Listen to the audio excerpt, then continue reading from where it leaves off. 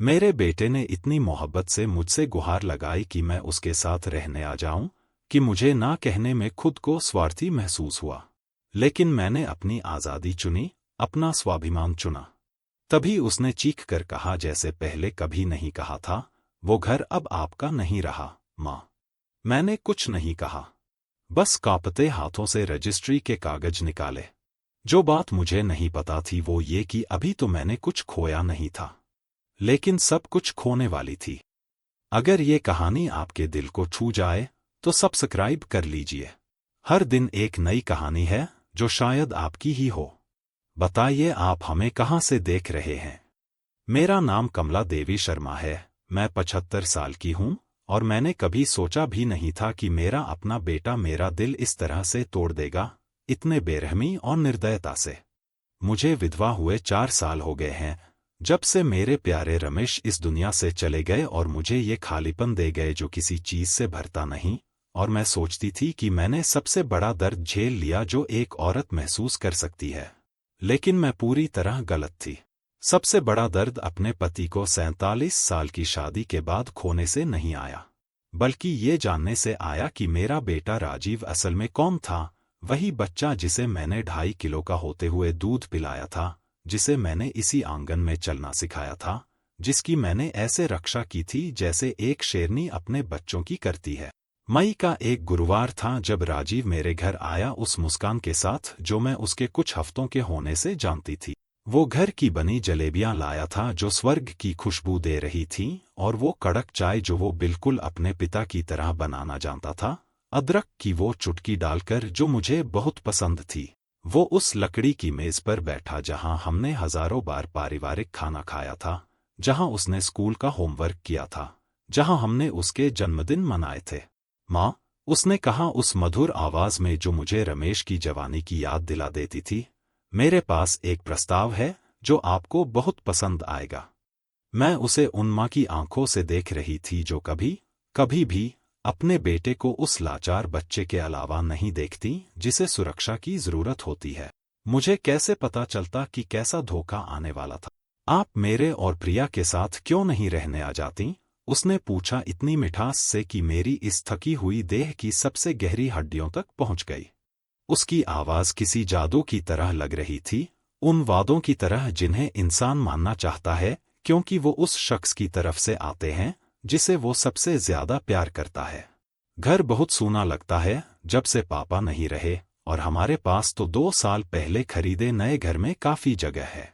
कविता भी चाहती है कि आप आ जाएं, कहती है कि उसे बहुत याद आती है वो मिठाइयों की रेसिपी जो आप उसे सिखाती थीं जब वो छोटी थी और सप्ताहांत में यहाँ रुकती थी।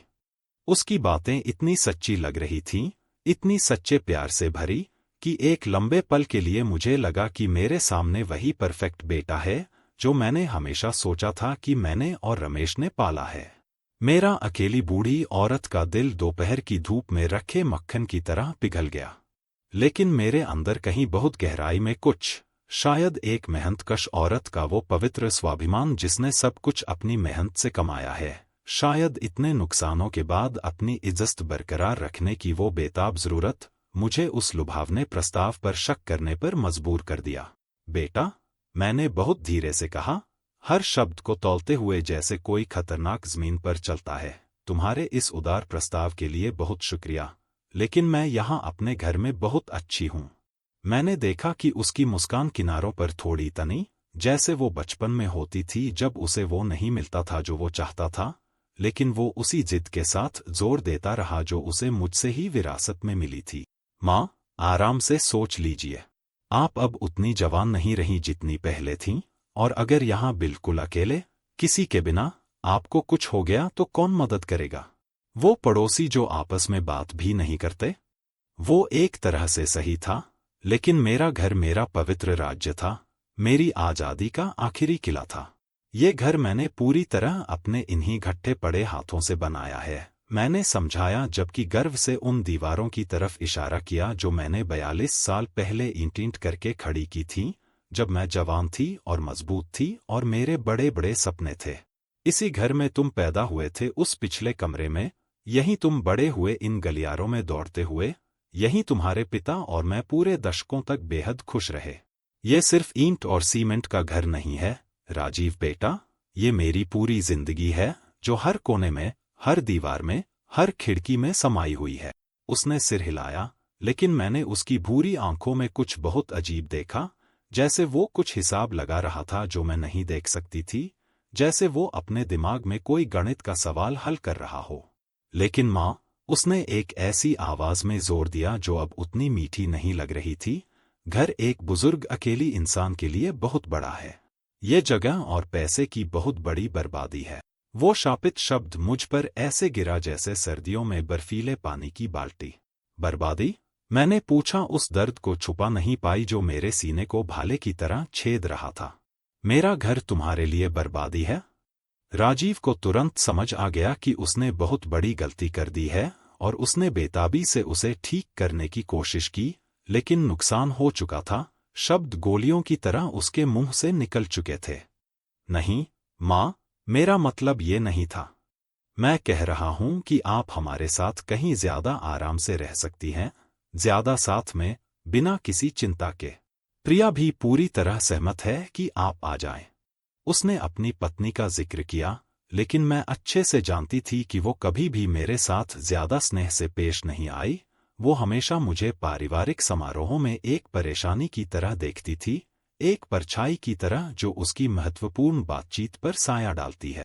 देखो, राजीव बेटा, मैंने उतने धैर्य के साथ कहा जितना मैं अपनी थकी आत्मा में जुटा सकती थी। मैं तुम्हारी प्यारे बेटे की चिंता पूरी तरह समझती हूँ, लेकिन मैं एक पूरी तरह स्वतंत्र औरत हूँ। मैं अभी भी किसी की मदद के बिना खुद का ख्याल रख सकती हूँ। मैं अभी भी अपने अहम फैसले खुद ले सकती हूँ। मेरे पास अभी भी अपनी जिंदगी अपने तरीके से जीने की ताकत है। मैं किसी पर बोझ नहीं बनना चाहती, अपने प्यारे बेटे पर भी नहीं। उसकी आंखें पूरी बातचीत में पहली बार सख्त हो गईं, जैसे उसने वो नकाब उतार दिया हो जो वो पहने हुए था। आप किसी पर बोझ नहीं होंगी, माँ। आप मेरी माँ हैं, मेरी जिम्मेदारी है। लेकिन उसकी आवाज के लहजे में कुछ बहुत संदिग्ध मुझे बता रहा था कि स्थिति उतनी सीधी नहीं थी जितनी वो उन सुंदर शब्दों से दिखा रहा था। अगले दिन लगातार यातना थे, क्योंकि राजीव ऐसे जोर देता रहा जैसे पानी की बूंद जो लगातार एक ही पत्थर पर गिरती रहती है। वो हर सुबह जल्दी फोन करता था मुझे जगाने के लिए। वो शामों को किसी भी बहाने के साथ आता था जो उसके दिमाग में आता था। माँ, आपने आज अच्छे से नाश्ता किया? माँ, आपको सारी दवाइयाँ लेना याद रहा? माँ, आपको नहीं लगता कि घर बहुत खाली और सूना है?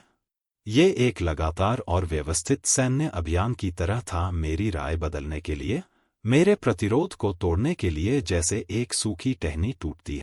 लेकिन मैं समुद्र में चट्टान की तरह मजबूत खड़ी रही। मेरी पवित्र आज़ादी एकमात्र कीमती चीज थी जो मेरे पास इतने दर्दनाक नुकसानों के बाद बची थी, और मैं उसे इतनी आसानी से, आखिर तक लड़े बिना, देने के लिए तैयार नहीं थी। एक गर्म दोपहर, जब मैं बहुत सावधानी से उन नीले गुलमोहरों की कटाई कर रही थी जो मेरे प्यारे रमेश ने साल पहले अपने कोमल हाथों से लगाए थे, राजीव प्रिया के साथ बहुत गंभीर चेहरे के साथ आया। ये हमारी दिनचर्या में बिल्कुल सामान्य नहीं था। वो लगभग कभी अकेले मुझसे मिलने नहीं आती थी। उसके पास हमेशा काम या जरूरी प्रतिबद्धताओं के बहाने होते थे।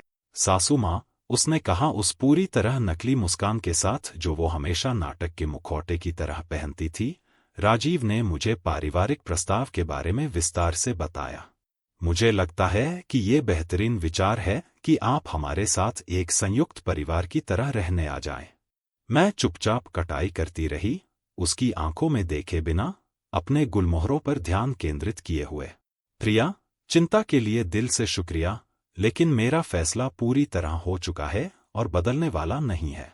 मैंने तुरंत महसूस किया कि माहौल तनावपूर्ण और भारी हो गया, जैसे किसी भयंकर तूफान से पहले होता है। माँ, राजीव ने एक ऐसे लहजे में कहा जो अब बिल्कुल भी मीठा या स्नेही नहीं था, इतनी जिद्दी और हठीली मत बनिए। आपकी अब 20 साल की उम्र नहीं रही कि पागलपन करें। क्या होगा अगर आप बाथरूम में गिर गईं और कूल्हा टूट गया और मदद के लिए बिल्कुल कोई नहीं है? क्या होगा अगर रात को दिल का दौरा पड़ गया और आप किसी छोड़े हुए कुत्ते की तरह अकेले मर गई?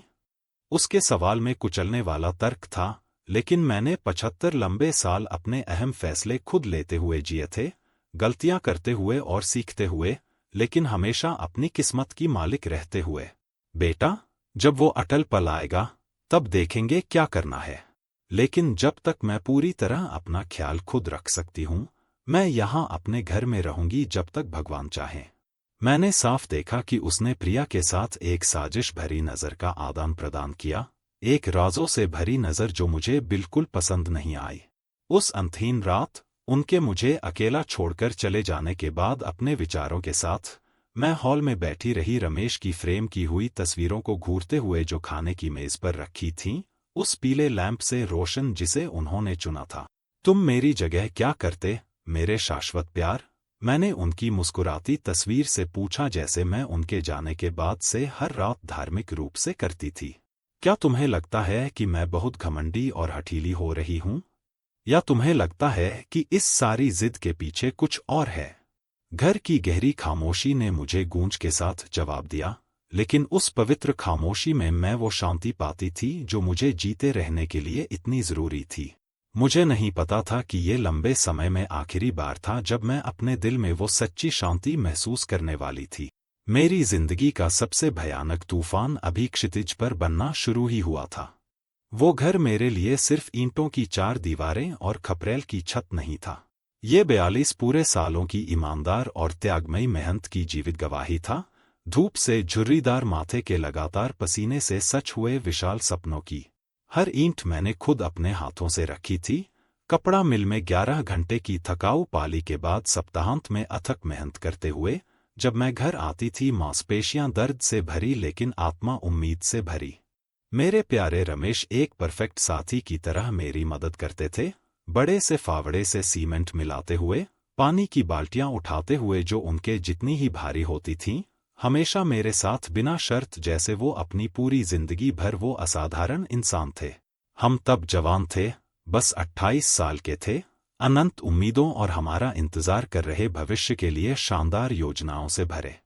मुझे वो शानदार दिन पूरी तरह याद है जब मैंने दूसरी मंजिल की आखिरी दीवार पूरी की, आखिरी ईंट रखते हुए जैसे वो कोई कीमती रत्न हो। रमेश मेरे साथ थे, वो प्रशंसा भरी नज़र से देखते हुए जो मेरा दिल इतना भर देती थी, उनकी आंखों में वो गर्व जिसे वो मुश्किल से छुपा पाते थे, लेकिन वो ऐतिहासिक पल देखने के लिए मेरे साथ आने पर जोर दिया था। अब हमारा सपनों का घर पूरी तरह तैयार है, मेरे प्यार, मैंने कहा उन्हें पीछे से अनंत कोमलता से गले लगाते हुए, जबकि हम एक साथ देख रहे थे कि हमने अपनी ताकत से क्या बनाया था। यहाँ हमारे प्यारे बच्चे बड़े होंगे, यहाँ हम साथ बूढ़े होंगे हाथ पकड़े, यहाँ हम हमेशा के लिए खुश रहेंगे। वो धीरे से मेरी पसीने से लथपथ छाती पर झुके और एक ऐसी खुशी के साथ आह भरी जिसे छुआ जा सकता था। बिल्कुल परफेक्ट है कमला मेरी जान, परफेक्ट है क्योंकि तुमने इसे सच्चे प्यार से बनाया है, हर विवरण में दिल लगाकर। उस पवित्र घर में राजीव ने अपने पहले लड़खड़ाते कदम रखे, उस लंबे गलियारे में अनाड़ी तरीके से दौड़ते हुए जो सभी कमरों को एक मुख्य धमनी की तरह जोड़ता था। उस विशाल हॉल में हमने उसके सभी बचपन के जन्मदिन घर पर बने केक के साथ मनाए, उसके स्कूल के ग्रेजुएशन फोटोग्राफ्स के साथ जो मैं आज तक संभाल कर रखती हूँ, उसकी शानदार शादी जिसे हमने रमेश की शादी की बालियों की जोड़ी तक बेचकर आयोजित किया। उस विशाल रसोई में मैं धार्मिक रूप से पारिवारिक रविवार तैयार करती थी जो देर रात तक चलते थे, जब हम सब संतुष्ट पेट और खुश दिल से घर जाते थे। उस घर की दीवारों ने ईर्ष्यापूर्ण तरीके से मेरे पोते पोतियों की कांचसी हंसी रखी थी जब वो छोटे और मासूम थे, शुद्ध खुशी के आंसू, अंतहीन गले जो पूरे मिनटों तक चलते थे। राजीव इस सारे भावनात्मक खजाने को एक साधारण बर्बादी कहने की हिम्मत कैसे कर सकता था? जब मेरे प्यारे रमेश अस्पताल में मेरी बाहों में मरे, आखिरी सांस तक लड़ते हुए, घर एक खाली गिरजाघर की तरह विशाल और सूना महसूस हुआ। ये पूरी तरह सच है और मैं इसे नकारूंगी नहीं, लेकिन वो अपने आप में मेरी पवित्र शरणस्थली भी बन गया, वो धन्य जगह जहां मैं उनकी प्यारी याद से बात कर सकती थी बिना किसी के मुझे एक पागल बूढ़ी औरत की तरह जज किए जो खुद से बात करती है। शांत सुबहों में जब मैं रसोई में अपनी कड़क चाय पीती थी जहां उन्होंने हजारों बार नाश्ता किया था, मैं जीवंत रूप से कल्पना कर सकती थी कि वो वहां मेरे साथ हैं, रसोई में उस स्वाभाविक शांति के साथ घूम रहे हैं, अखबार पढ़ रहे हैं, जैसे उन्होंने इतने लगातार सालों तक धार्मिक रूप से किया था। ये मेरा व्यक्तिगत तरीका था उन्हें अपने दिल में जिंदा रखने का, वो प्यार में डूबी औरत बने रहने का जिसे उन्होंने जाना और आखिर तक प्यार किया। मेरी दैनिक दिनचर्या सरल थी लेकिन मुझे हर सुबह उठने के लिए एक स्पष्ट उद्देश्य देती थी। मैं धार्मिक रूप से ठीक 6 बजे उठती थी, उस चीनी मिट्टी की केतली से अपनी कड़क चाय बनाती थी जो रमेश ने मुझे एक जन्मदिन पर तोहफे में दी थी, प्यार से आंगन के सभी पौधों को पानी देती थी जो उन्होंने अपने हाथों से बोए थे, बरामदे में स्थानीय अखबार पूरा पढ़ती थी जबकि पक्षियों का गाना सुनती थी। गर्म दोपहरों में मैं उस पुराने टेलीविज़न पर समाचार देखती थी जो अभी भी परफेक्ट तरीके से काम करता था। घर में जो भी मरम्मत की ज़रूरत हो उसे सावधानीपूर्वक ठीक करती थी। रात के खाने के लिए कुछ सरल लेकिन पौष्टिक बनाती थी। पूरी जिंदगी के पड़ोसी मुझे हमेशा सच्चे सम्मान से नमस्ते करते थे, कुछ खास तौर पर कढ़ाई या खाना पकाने की रेसिपी के बारे में सलाह मांगने आते थे, क्योंकि वो जानते थे कि मुझे सभी रहस्य पता थे। मैं बेहद उपयोगी महसूस करती थी, मैं पूरी तरह जिंदा और उद्देश्य के साथ महसूस करती थी।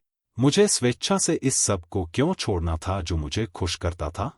वो घर मेरी पूरी आर्थिक आज़ादी को भी ठोस रूप से दर्शाता था। दशकों की कड़ी मेहनत के बाद कोई बकाया लोन नहीं था, किसी बैंक या व्यक्ति का एक पैसा भी कर्ज नहीं था।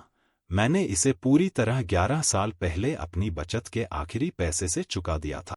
बुनियादी सेवाएं हमेशा समय पर भुगतान की जाती थीं, मेरी मामूली लेकिन बिल्कुल पर्याप्त पेंशन थी सम्मान से जीने के लिए, और एक उत्पादक बगीचा था जहां मैं अपने हाथों से लाल टमाटर, ताज़ी हरी प्याज और सुगंधित जड़ी बूटियां उगाती थी। मैं पूरी तरह आत्मनिर्भर थी, जैसे मैं अपनी पूरी कामकाजी जिंदगी में रही थी, आर्थिक रूप से किसी पर निर्भर नहीं। वो आज़ादी मुझे एक व्यक्तिगत सम्मान देती थी जिसे मैं किसी भी कारण से खोने के लिए तैयार नहीं थी। असली आज़ादी के बिना एक औरत सच में पूरी औरत नहीं होती, वो बस अपने होने की एक परछाई होती है। इस सब के अलावा उस घर में मैं धार्मिक रूप से अपने सबसे कीमती और अपूरणीय खजाने रखती थी। व्यावसायिक सिलाई मशीनें जिनके साथ मैंने 40 साल काम किया था, आंगन के पिछले हिस्से में मेरी निजी वर्कशॉप में पूरी तरह व्यवस्थित और तेल लगी हुई पारिवारिक फोटो एल्बम जहां मेरे परिवार का इतिहास मेरी शादी के दिन से पूरी तरह दस्तावेजीकृत था। मजबूत फर्नीचर जो रमेश और मैंने सालों में इतनी आर्थिक कुर्बानी के साथ खरीदे थे, हर एक की अपनी कहानी और अपनी यादें। उनके पसंदीदा कपड़े जो अभी भी चमत्कारिक रूप से अलमारी में अपनी विशिष्ट खुशबू बनाए हुए थे जिसे मैं बहुत बार खोलने की हिम्मत नहीं करती थी। उनकी हस्तलिखित टिप्पणियों से भरी इतिहास की किताबें, उनके पौधे जो अभी भी खिलते थे, उनकी गुप्त रेसिपी उस परफेक्ट लिखावट में लिखी जो उनकी थी। ये सब मेरे लिए बिल्कुल पवित्र था, अछूता, अपूरणीय। लेकिन जो बात मुझे राजीव की लगातार जिद से सबसे गहराई से दुखी करती थी वो ये थी कि वो घर के विशाल भावनात्मक मूल्य को बिल्कुल नहीं समझता लग रहा था। उसके लिए स्पष्ट रूप से ये सिर्फ एक सामान्य संपत्ति थी, एक भौतिक स्थान जो दुनिया में जगह घेरती थी और कुछ नहीं। मेरे लिए इसके विपरीत ये वो पवित्र मंदिर था जहां मैंने अपनी पूरी जिंदगी के सबसे अच्छे साल जिए थे, जहां मैं सच में खुश रही थी। ये वो धन्य जगह थी जहां मैं प्यार में डूबी पत्नी थी, गर्वित माँ थी, लाड़ करने वाली दादी थी। ये वहां था जहां मैंने अपना परिवार बनाया था, जहां मैंने एक औरत के रूप में अपनी पहचान गढ़ी थी। मैं ये सब इतना गहरा और व्यक्तिगत उस किसी को कैसे समझा सकती थी जो स्पष्ट रूप से सिर्फ वर्ग फुट और आर्थिक अवसर देखता था। एक धूप भरी दोपहर, जबकि मैं सामने की खिड़कियां उस समर्पण के साथ सावधानीपूर्वक साफ कर रही थी जो रमेश ने मुझे सिखाया था, मेरी हमेशा की पड़ोसन बीना देवी उत्सुकता से लोहे की जाली के पास आई जो हमारे घरों को अलग करती थी। कमला जी, उसने कहा उस दयालु और सच्ची मुस्कान के साथ जो उन 19 सालों में रही थी जब से हम पड़ोसी थे, आपको हर दिन इतना सक्रिय और ऊर्जावान देखना कितना अच्छा लगता है। ये घर हमेशा बेदाग रहता है, आपकी सारी देखभाल की वजह से। उसके सरल शब्दों ने मुझे पूरी तरह वैध गर्व से भर दिया, उस संतुष्टि से जो सिर्फ अच्छी तरह किया गया काम देता है। बात यह है कि लगातार देखभाल के बिना एक घर धीरे धीरे मर जाता है, बीना जी। और मैं कभी इस घर को मरने नहीं दूंगी जब तक मैं इसकी देखभाल के लिए जिंदा हूं। उसने समझदारी से सिर हिलाया, जैसे वो पूरी तरह समझती थी कि मैं क्या महसूस कर रही थी। आप यहाँ बहुत अच्छी हैं, कमला जी। बहुत अच्छी और बहुत शांत। उस रात, जबकि मैं बड़े डाइनिंग रूम में पूरी तरह अकेले खाना खा रही थी, मैंने उदासीनता से उन सभी भीड़ भरे पारिवारिक भोजनों के बारे में सोचा जो हमने उस मजबूत लकड़ी की मेज के चारों ओर साझा किए थे। वो धन्य रविवार जब राजीव छोटी कविता को लाता था और वो तुरंत मेरी गोद में चढ़ जाती थी उस कोमल आवाज में मांगते हुए कि मैं उसे परियों की कहानियां या राजकुमारियों की कहानियां सुनाऊं।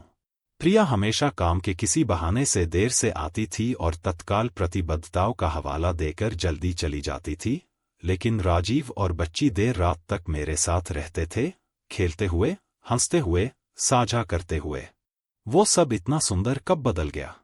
मेरा बेटा कब घर को अपने बचपन के घर के रूप में देखना बंद करके इसे एक साधारण व्यापारिक अवसर के रूप में देखने लगा?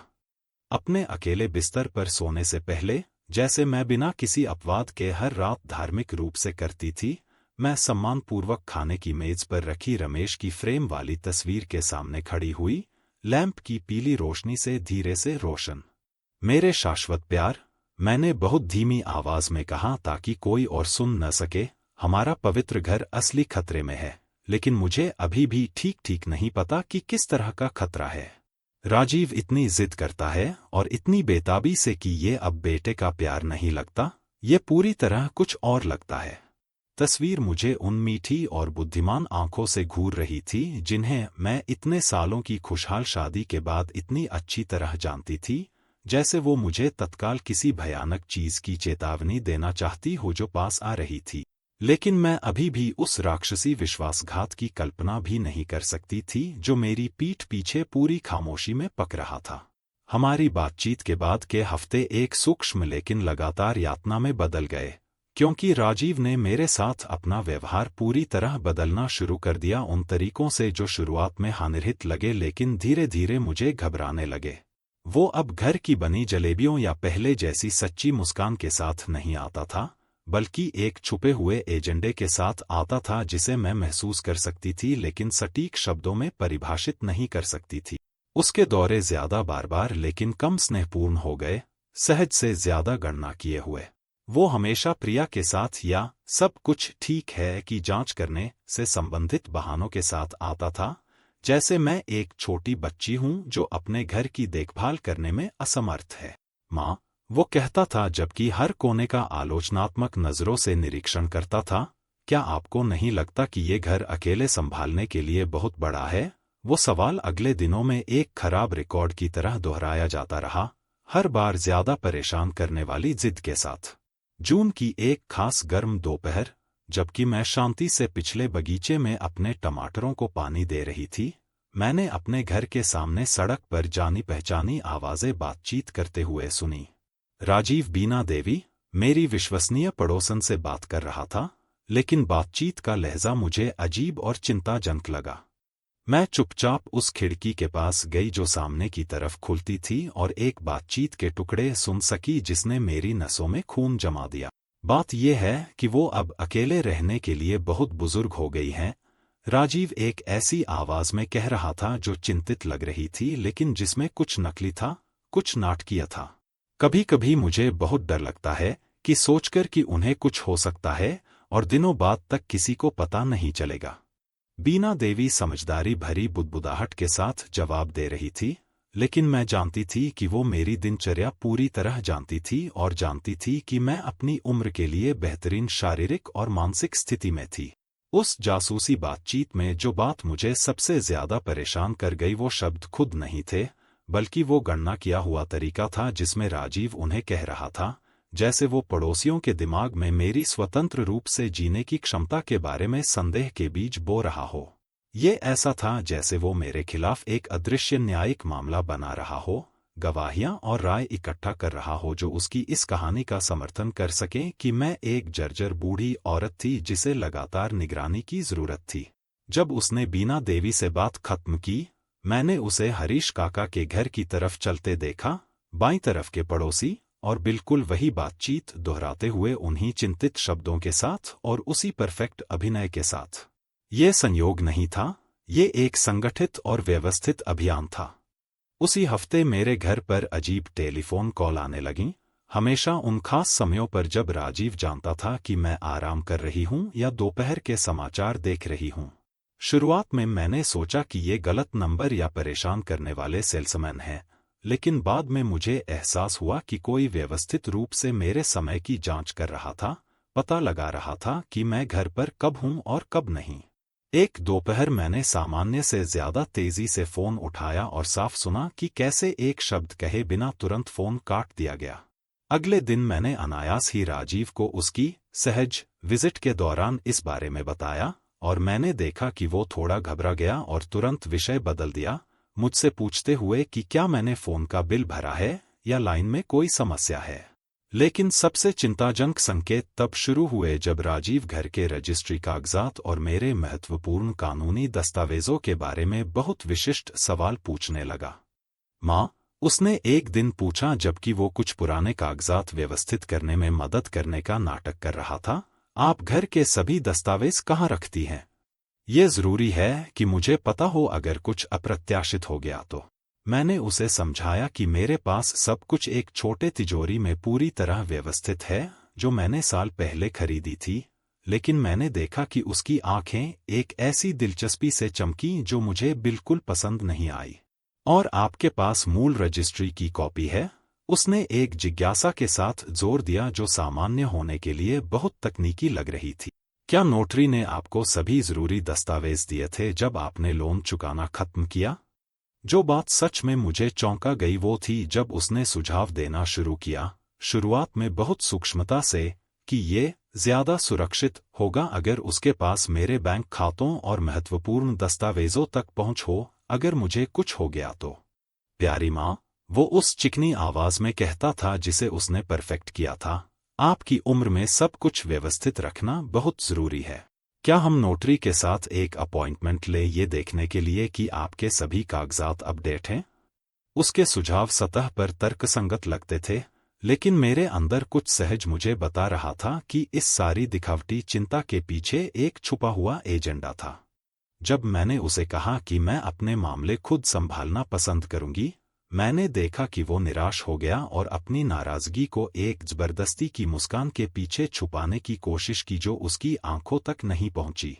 जुलाई की एक सुबह, जबकि मैं अपनी रसोई में शांति से अखबार पढ़ते हुए नाश्ता कर रही थी, मैंने खिड़की से देखा कि एक अनजान आदमी मेरे घर के सामने खड़ा था और एक प्रोफेशनल कैमरे से फोटो ले रहा था।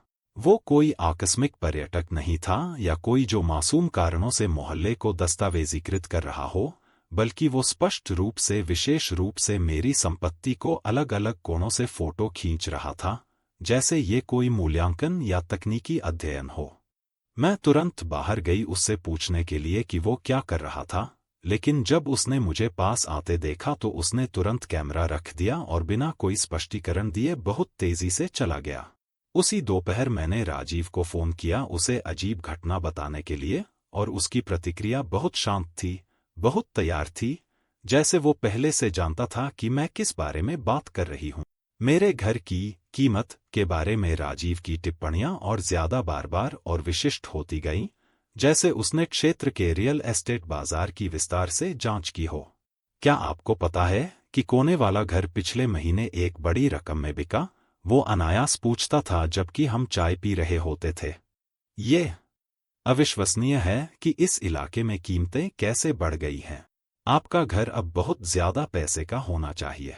जब मैं उसे जवाब देती थी कि मुझे व्यावसायिक मूल्य में कोई दिलचस्पी नहीं है क्योंकि मैं कभी बेचने का इरादा नहीं रखती, वो जोर देता था, लेकिन माँ, ये चीजें जानना अच्छा है। ये आपकी पारिवारिक संपत्ति का हिस्सा है। जिस तरह से वो पारिवारिक संपत्ति कहता था वो ऐसे लगता था जैसे वो पहले से ही खुद को उस चीज का आंशिक मालिक मान रहा हो जो विशेष रूप से मेरी थी। जिस बात ने मेरी शंकाओं की पुष्टि कर दी वो थी जब मैंने पूरी तरह संयोग से पता लगाया कि राजीव संपत्ति के सार्वजनिक रजिस्टर में मेरे घर की कानूनी स्थिति के बारे में पूछताछ कर रहा था।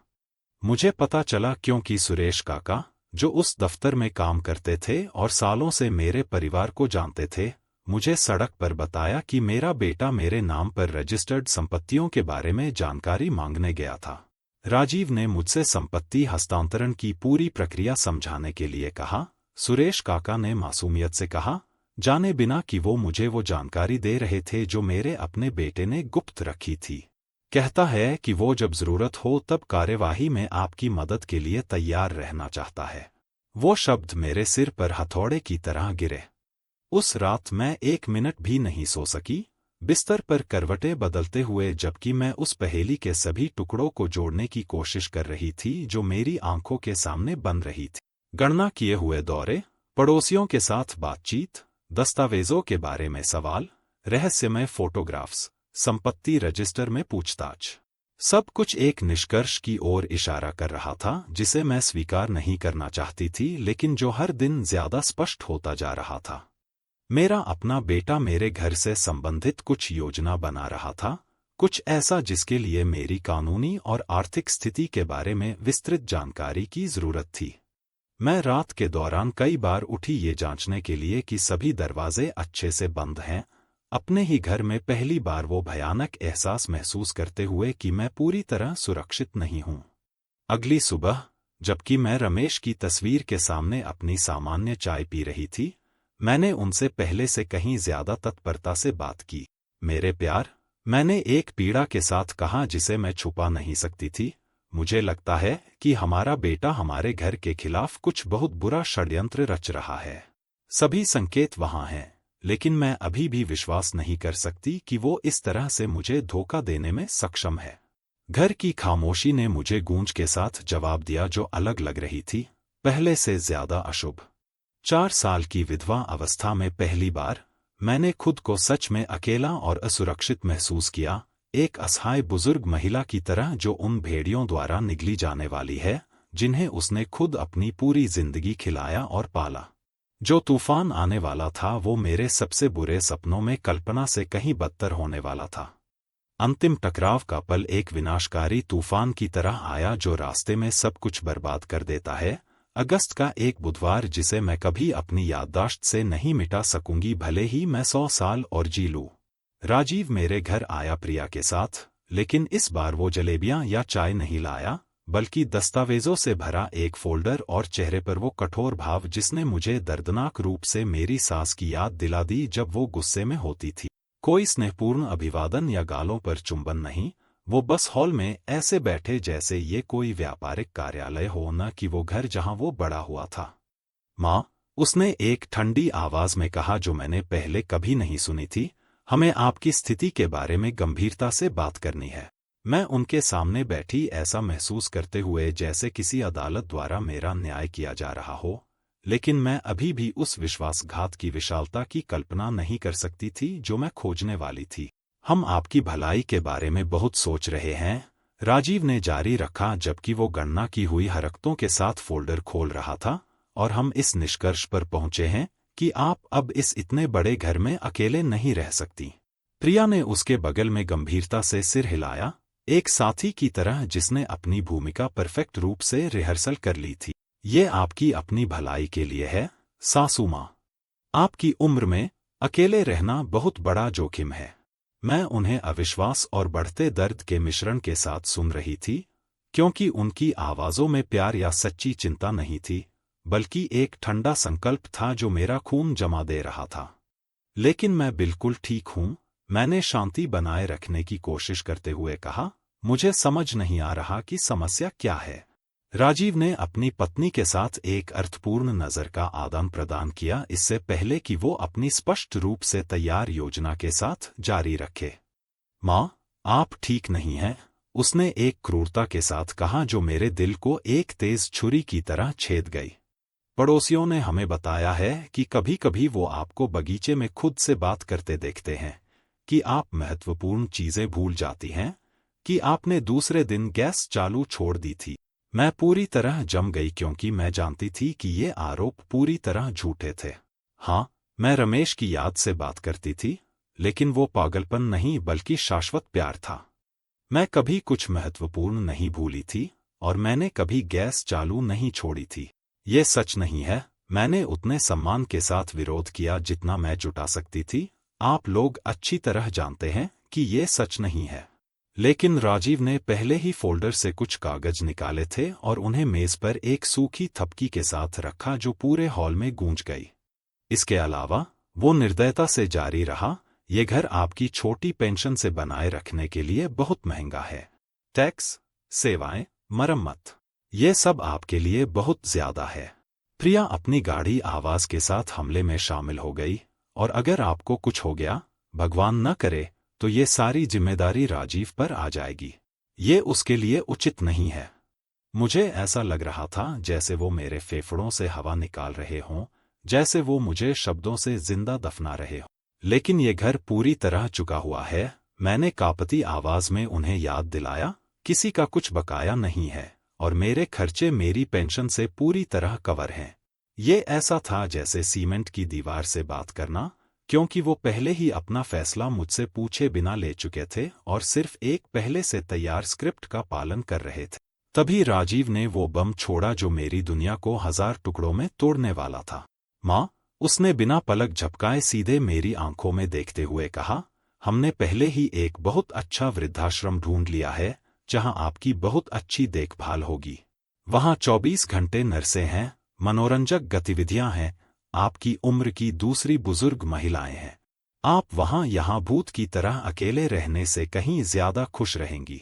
वृद्धाश्रम और बुजुर्ग महिलाएं शब्द मुझ पर बर्फीले पानी की बाल्टी की तरह गिरे।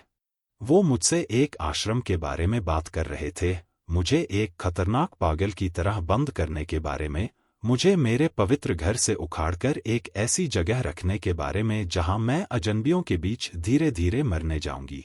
कभी नहीं, मैंने एक दृढ़ता के साथ कहा जो मेरी आत्मा की सबसे गहराई से निकल रही थी, मैं कभी भी ये स्वीकार नहीं करूंगी।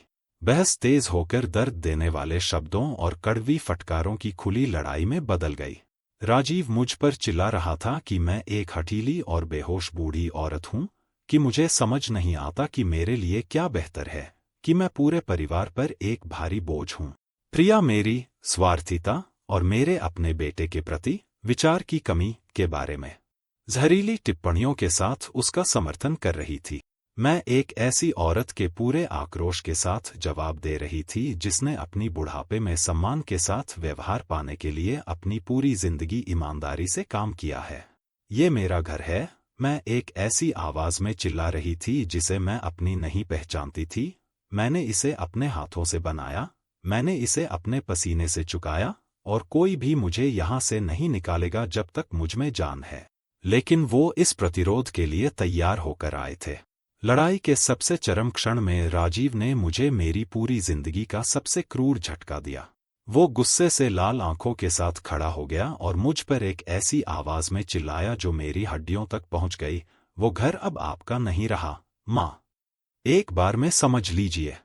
उसके शब्द पूरे हॉल में एक घातक गोली की तरह गूंजे, उन दीवारों से टकराते हुए जो इतने खुशहाल पलों की गवाह रही थी। अब आप कुछ नहीं तय करती, हम तय करेंगे कि आपके लिए क्या बेहतर है, चाहे आपको पसंद हो या न हो। मैं अपनी कुर्सी पर जम गई, ऐसा महसूस करते हुए जैसे मेरे सीने में एक चाकू घोंप दिया गया हो और उसे धीरे धीरे घुमाया जा रहा हो। मेरा अपना बेटा, वो बच्चा जिसकी मैंने पूरी जिंदगी देखभाल की थी और सुरक्षा की थी, मुझे मेरे अपने घर में रहने का अधिकार नकार रहा था। दर्द और गुस्से से कांपते हाथों के साथ मैं धीरे से उठी और उस फर्नीचर की तरफ चली गई जहां मैं अपने सबसे महत्वपूर्ण दस्तावेज रखती थी। मैंने घर की रजिस्ट्री निकाली, वो पवित्र कागज जो 42 साल की कुर्बानियों और पूरे हुए सपनों को दर्शाता था, और उन्हें उतने सम्मान के साथ दिखाया जितना मेरे पास बचा था। यहाँ रजिस्ट्री है, मैंने टूटी लेकिन मजबूत आवाज में कहा। यहाँ साफ लिखा है कि ये घर मेरा है, पूरी तरह मेरा, और जब तक मुझ में जान है कोई भी मुझे यहाँ से नहीं निकालेगा। राजीव और प्रिया ने दस्तावेज को एक अजीब भाव के साथ देखा, जैसे वो इसी क्षण का इंतजार कर रहे थे। उन्होंने एक ऐसी नज़र का आदान प्रदान किया जिसे मैं समझ नहीं सकी, लेकिन जिसने मेरी रूह कंपा दी। अरे माँ, राजीव ने मुझे एक ऐसी मुस्कान के साथ कहा जो उसकी आंखों तक नहीं पहुंची, एक मुस्कान जिसमें पहले से जीत का कुछ था, हमेशा अपने पुराने कागजों से इतनी चिपकी रहती है। प्रिया धीरे से हंसी, एक अप्रिय आवाज जिसने मुझे ऐसा महसूस कराया जैसे वो क्रूरता से मेरा मजाक उड़ा रहे हों। ठीक है माँ, अभी के लिए ऐसे ही रहने देते हैं, लेकिन हमने जो कहा उसके बारे में सोचिएगा। वो जाने के लिए उठे, अपने दस्तावेज जानबूझकर धीमी हरकतों के साथ समेटते हुए, जैसे वो मेरी पीड़ा को लंबा करना चाहते हों। हम आपको सोचने के लिए 1 हफ्ता देते हैं, राजीव ने दरवाजे से कहा। उसके बाद हम आपको खुद से बचाने के लिए जरूरी कदम उठाएंगे। उसके शब्द एक छुपी हुई धमकी की तरह लगे जिसने मुझे सिर से पैर तक कंपा दिया। उनके मुझे अपने दर्द और भ्रम के साथ अकेला छोड़कर चले जाने के बाद मैं हॉल में बैठी रही रजिस्ट्री को एक सुरक्षात्मक ताबीज की तरह पकड़े हुए। मैंने इसे बार बार पढ़ा, वो सुरक्षा ढूंढते हुए जो इसने मुझे हमेशा दी थी, लेकिन 42 सालों में पहली बार मैंने एक भयानक शक को अपने सीने में कैंसर की तरह बढ़ते महसूस किया। राजीव और प्रिया ने उस अजीब तरीके से क्यों प्रतिक्रिया दी जब मैंने उन्हें दस्तावेज दिखाया? जब मैंने कहा कि घर कानूनी रूप से मेरा है, तो वो क्रूर मुस्कान क्यों? कुछ था जो मुझे नहीं पता था, कुछ महत्वपूर्ण जो मुझसे छूट रहा था, लेकिन मेरा भ्रमित दिमाग ये नहीं समझ पा रहा था कि वो ठीक क्या था। अगर तुम मेरी कहानी यहाँ तक सुन रहे हो, तो प्लीज कमेंट्स में बताओ कि तुम हमें कहाँ से देख रहे हो। कभी कभी ये जानना कि दुनिया में लोग हैं जो मुझे सुन रहे हैं, मुझे इस दुःस्वप्न को बताते रहने की ताकत देता है जो मैंने जिया। उस रात मैं एक पल भी नहीं सो सकी, पूरे घर में एक भटकती आत्मा की तरह घूमती रही, हर कोने को देखती रही जैसे ये आखिरी बार हो जब मैं इसे देखूंगी। मैंने रमेश की तस्वीर से बात की जब तक मेरा गला दुखने नहीं लगा। मेरे प्यार, हमारा बेटा पागल हो गया है। वो मुझे एक आश्रम में डालना चाहता है और हमारा पवित्र घर छीनना चाहता है। तुम्हारे बिना मैं इसका सामना कैसे करूंगी? खामोशी ने मुझे विलापों की तरह लगने वाली गूंज के साथ जवाब दिया, और मुझे एक भयानक आशंका हुई कि सबसे बुरा अभी आना बाकी था। मुझे नहीं पता था कि कुछ हफ्तों में मैं इतने राक्षसी विश्वासघात की खोज करने वाली थी कि इस बहस को बच्चों का खेल लगने लगेगा। उस भयानक टकराव के बाद के दिन नसों और लगातार चिंता का नरक थे जो मुझे एक धीमी लेकिन निर्दयी आग की तरह भस्म कर रहे थे।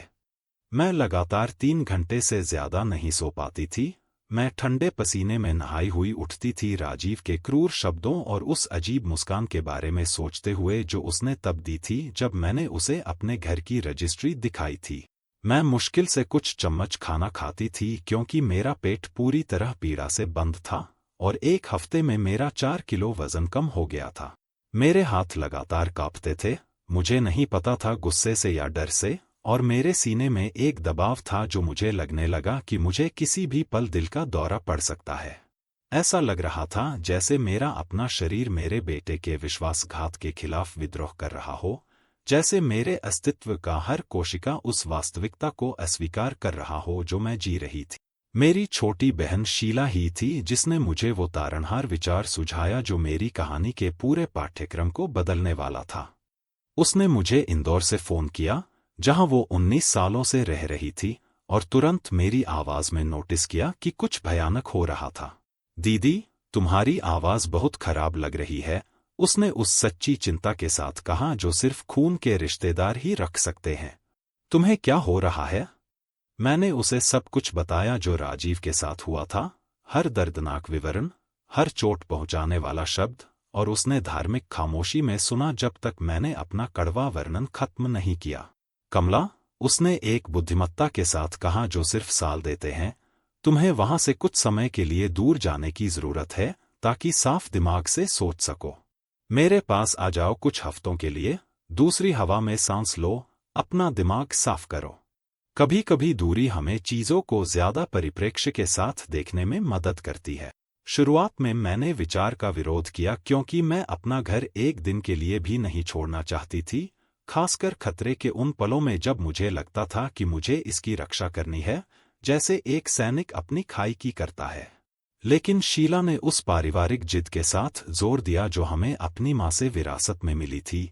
दीदी, अगर तुम वहां रहीं तो तुम इतना एक ही समस्या पर सोचते सोचते पागल हो जाओगी। इसके अलावा हवा का बदलाव तुम्हें बहुत अच्छा करेगा। सालों हो गए हमें देखे, हमें इतना बात करना है। उसके शब्दों में तर्क था, और इसके अलावा मुझे अपने परिवार में किसी के साथ रहने की बेताब जरूरत महसूस हुई जो मुझे सच में प्यार करता हो, कोई जो मुझे एक परेशानी या हल करने वाली समस्या के रूप में न देखे। ठीक है, मैंने आखिरकार कहा, लेकिन सिर्फ 3 हफ्ते। मैं घर को उससे ज्यादा समय अकेला नहीं छोड़ सकती। यात्रा करने का फैसला मुझे राहत और अपराधबोध के एक अजीब मिश्रण से भर गया जिसे मैं भावनात्मक रूप से संभालना नहीं जानती थी। राहत क्योंकि मैं अस्थायी रूप से लगातार दबाव और राजीव की आरोप लगाती आंखों से बच सकती थी, लेकिन अपराधबोध क्योंकि मुझे लग रहा था कि मैं अपने पवित्र घर को उस पल में छोड़ रही हूं जब उसे मेरी सबसे ज्यादा जरूरत है। मैंने पूरे 4 दिन घर को अपनी अनुपस्थिति के लिए तैयार करने में बिताए, हर खिड़की, हर दरवाजा, हर ताला जांचते हुए जैसे ये कोई धार्मिक अनुष्ठान हो। गैस बंद की, सभी अनावश्यक उपकरण डिस्कनेक्ट किए, बीना देवी से कहा कि वो डाक इकट्ठा करे और देखे कि सब कुछ ठीक है। चिंता मत कीजिए कमला जी, उसने उस दयालुता के साथ कहा जो उसके पास हमेशा थी, मैं बहुत ध्यान रखूंगी कि सब कुछ व्यवस्थित रहे। उसके शब्दों ने मुझे थोड़ा शांत किया, लेकिन फिर भी मैं सिकुड़े हुए दिल के साथ जा रही थी। इंदौर तक बस की यात्रा एक कड़वा मीठा अनुभव था जिसने मुझे वो भावनाएं उभार दी जो मैंने सालों से संजोकर रखी थी। 9 घंटे के सफर के दौरान, जबकि मैं खिड़की से भारतीय परिदृश्य गुजरते देख रही थी, मैंने उन सभी यात्राओं के बारे में सोचा जो मैंने रमेश के साथ की थी जब हम जवान थे और हमारे पास कम संसाधन लेकिन बहुत सारे सपने थे। मुझे खासकर वो यात्रा याद आई जो हमने की थी जब राजीव 6 साल का था। कैसे वो पहाड़ और गांव देखकर रोमांचित होता था, कैसे वो हमसे स्टॉप पर दिखने वाली मिठाइयों की हर दुकान पर रुकने के लिए कहता था। देखो माँ, भारत कितना सुंदर है, उसने उस मासूम आवाज में कहा था जो अब मुझे पूरी तरह अलग जीवन की लगती थी। वो मीठा और प्यारा बच्चा कहाँ खो गया था? वो कब उस ठंडे और गणना करने वाले आदमी में बदल गया था जो मुझे आश्रम में डालना चाहता था? शीला ने मुझे अपने घर पर खुली बाहों और उस भाई बहन की मुस्कान के साथ स्वागत किया जो इतने सालों के अलगाव में बिल्कुल नहीं बदली थी। शारीरिक रूप से वो ज्यादा बूढ़ी थी, पूरी तरह सफेद बालों के साथ और आंखों के चारों ओर गहरी झुर्रियां, लेकिन उसमें वो जीवन शक्ति और मानवीय गर्मजोशी बरकरार थी जो हमेशा उसकी विशेषता रही थी।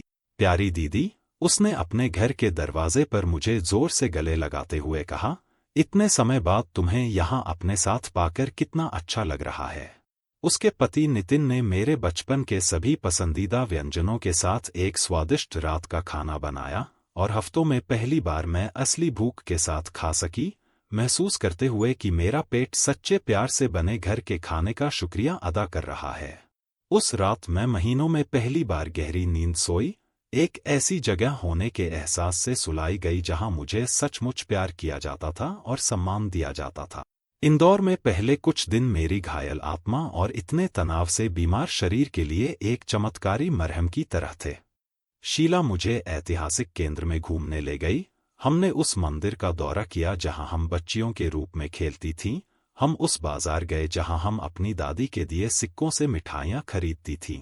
हमने घंटों अपने बचपन के बारे में बात की, अपने माता पिता के बारे में, उन खुशहाल समयों के बारे में जब परिवार एकजुट था और कोई विश्वासघात या आर्थिक स्वार्थ नहीं थे जो इसे अंदर से नष्ट करें। क्या तुम्हें याद है जब माँ हमें वर्कशॉप में सिलाई करने ले जाती थी? शीला ने नॉस्टेल्जिया से चमकती आंखों के साथ पूछा। हम तब कितने खुश थे, कितने मासूम। हमें नहीं पता था कि जिंदगी इतनी जटिल और दर्दनाक हो सकती है। उसके शब्दों ने मुझे सांत्वना दी क्योंकि उन्होंने मुझे याद दिलाया कि मेरे जीवन में एक समय था जब पारिवारिक प्यार शुद्ध और निस्वार्थ था। लेकिन जैसे जैसे दिन बीतते गए, एक अजीब बेचैनी मेरे अंदर एक जहरीले बीज की तरह बढ़ने लगी जिसे मैं निकाल नहीं सकती थी। रातों में, जब सब सोते थे, मैं चुपचाप उठती थी और शीला के घर के आंगन में बैठकर तारे देखती थी और अपने छोड़े हुए घर के बारे में जुनूनी तरीके से सोचती थी। क्या सब कुछ ठीक होगा? क्या बीना देवी ने वैसे जांच की होगी जैसे उसने वादा किया था? क्या राजीव ने मेरी अनुपस्थिति में कुछ करने की हिम्मत की होगी? मुझे बार बार आने वाले बुरे सपने आते थे जहां मैं अपने घर पहुंचती थी और पाती थी कि इसे ध्वस्त कर दिया गया है या कि ये अजनबियों से भरा है जो नए मालिक होने का दावा कर रहे हैं। मैं ठंडे पसीने में नहाई हुई उठती थी, दिल युद्ध के ढोल की तरह धड़क रहा होता था, बेताबी से अपनी ही आवाज सुनने की जरूरत महसूस करती थी जो मुझसे कहे कि सब कुछ सिर्फ एक बुरा सपना था। जिस दिन मेरी वापसी की योजना थी, जो सितंबर का एक सोमवार था, मैं एक भयानक आशंका के साथ जागी जिसे मैं तर्कसंगत रूप से समझा नहीं सकती थी लेकिन जो मेरे सीने को हाइड्रोलिक प्रेस की तरह दबा रही थी। ऐसा था जैसे एक अदृश्य आवाज मेरे कान में फुसफुसा रही थी कि मेरी अनुपस्थिति में कुछ बहुत बुरा हुआ है, कि मेरी जिंदगी सबसे दर्दनाक तरीके से हमेशा के लिए बदलने वाली है। नाश्ते के दौरान मैं एक कौर भी नहीं खा सकी। मेरे हाथ इतने कांप रहे थे कि मैं चाय का कप पकड़ नहीं सकती थी और शीला ने तुरंत मेरी चरम उत्तेजना की स्थिति को नोटिस किया। दीदी, उसने चिंतित होकर कहा, तुम ठीक हो? तुम बहुत पीली लग रही हो। मैं उसे अपनी आशंका के बारे में नहीं बताना चाहती थी क्योंकि ये पागलपन की तरह लगता था, लेकिन मेरे अंदर कुछ चिल्ला रहा था कि मुझे तुरंत अपने घर की रक्षा के लिए वापस जाना है। वापसी की यात्रा एक अवर्णनीय मनोवैज्ञानिक यातना थी। बढ़ती चिंता और विनाशकारी विचारों के 9 शाश्वत घंटे जो मेरे सिर में घातक वायरस की तरह गुणा हो रहे थे। हर किलोमीटर जो मुझे मेरे शहर के करीब ला रहा था मेरी घबराहट की भावना बढ़ा रहा था, जैसे मैं एक निर्धारित फांसी की ओर जा रही हूं। मैंने खुद को शांत करने की कोशिश की, ये कहते हुए कि ये सिर्फ तर्कहीन नशे हैं, कि मैंने सब कुछ पूरी तरह सुरक्षित छोड़ा था, कि बीना देवी ने मुझे फोन किया होता अगर कुछ गंभीर हुआ होता। लेकिन मेरी बूढ़ी औरत की वृत्ति, वो आदिम ज्ञान जो दशकों के कठिन अनुभवों के बाद विकसित होता है, मुझे बता रही थी कि मेरी दुनिया पूरी तरह ध्वस्त होने वाली है। मैं अपने शहर शाम को पहुंची, जब सूरज पहाड़ियों के पीछे छुप रहा था और आकाश को रंगों से रंग रहा था जो सामान्य रूप से मुझे शांत करते थे, लेकिन उस दिन वो मुझे खून के धब्बों की तरह लगे। बस टर्मिनल से मैंने जो टैक्सी ली वो मुझे धीरे धीरे मेरे मोहल्ले की जानी पहचानी सड़कों से ले गई, और हर ब्लॉक के साथ जो हम आगे बढ़ते थे मेरा दिल ज्यादा जोर से और ज्यादा तेज धड़कता था। जब आखिरकार हम मेरी सड़क के कोने पर मुड़े और मेरा घर मेरी आंखों के सामने आया, मुझे लगा जैसे दुनिया एकदम से रुक गई। कुछ अलग था, कुछ जिसे मैं ठीक से पहचान नहीं सकती थी, लेकिन जिसने मुझे ऐसा महसूस कराया जैसे मैं अपने घर को एक अजनबी की आंखों से देख रही हूं। बगीचा थोड़ा उपेक्षित लग रहा था, हालांकि सिर्फ 16 दिन ही गुजरे थे। खिड़कियों में एक खाली अभिव्यक्ति थी जो मुझे याद नहीं थी, और छोड़े जाने का एक सामान्य एहसास था जिसने मेरा खून जमा दिया। मैंने कांपते हाथों से टैक्सी ड्राइवर को भुगतान किया और धीरे से मुख्य दरवाजे की ओर चली, अपना छोटा सूटकेस और एक विशाल आशंका लेकर कि मेरी जिंदगी जैसी मैं जानती थी वो हमेशा के लिए खत्म होने वाली है। जो मैंने देखा जब मैं अपने घर के मुख्य दरवाजे पर पहुंची वो मुझे खोपड़ी पर सीधे हथौड़े की चोट की तरह लगा। मुझे कई सेकंड के लिए पूरी तरह लकवाग्रस्त कर दिया, जो शाश्वत घंटों की तरह लगे। दरवाजे का ताला, वो सुनहरा ताला जो मैंने खुद 11 साल पहले लगाया था और जिसे मैं अपने हाथ की रेखाओं की तरह जानती थी, पूरी तरह से एक चांदी के आधुनिक ताले से बदल दिया गया था जो मैंने अपनी जिंदगी में कभी नहीं देखा था। मेरी चाबी, वो पवित्र चाबी जो मैंने एक दशक तक अपनी जेब में एक सुरक्षात्मक ताबीज की तरह रखी थी, नए ताले में 1 मिलीमीटर भी नहीं घुस रही थी। मैंने इसे बार बार और ज्यादा बेताब हाथों से डाला, सोचते हुए कि शायद ये मेरी थकी आंखों या कांपती उंगलियों की गलती है, लेकिन क्रूर सच्चाई टाली नहीं जा सकती थी। किसी ने मेरी अनुपस्थिति में मेरे अपने घर का ताला बदल दिया था, मेरे अपने घर को मेरे लिए एक दुर्गम किले में बदल दिया था।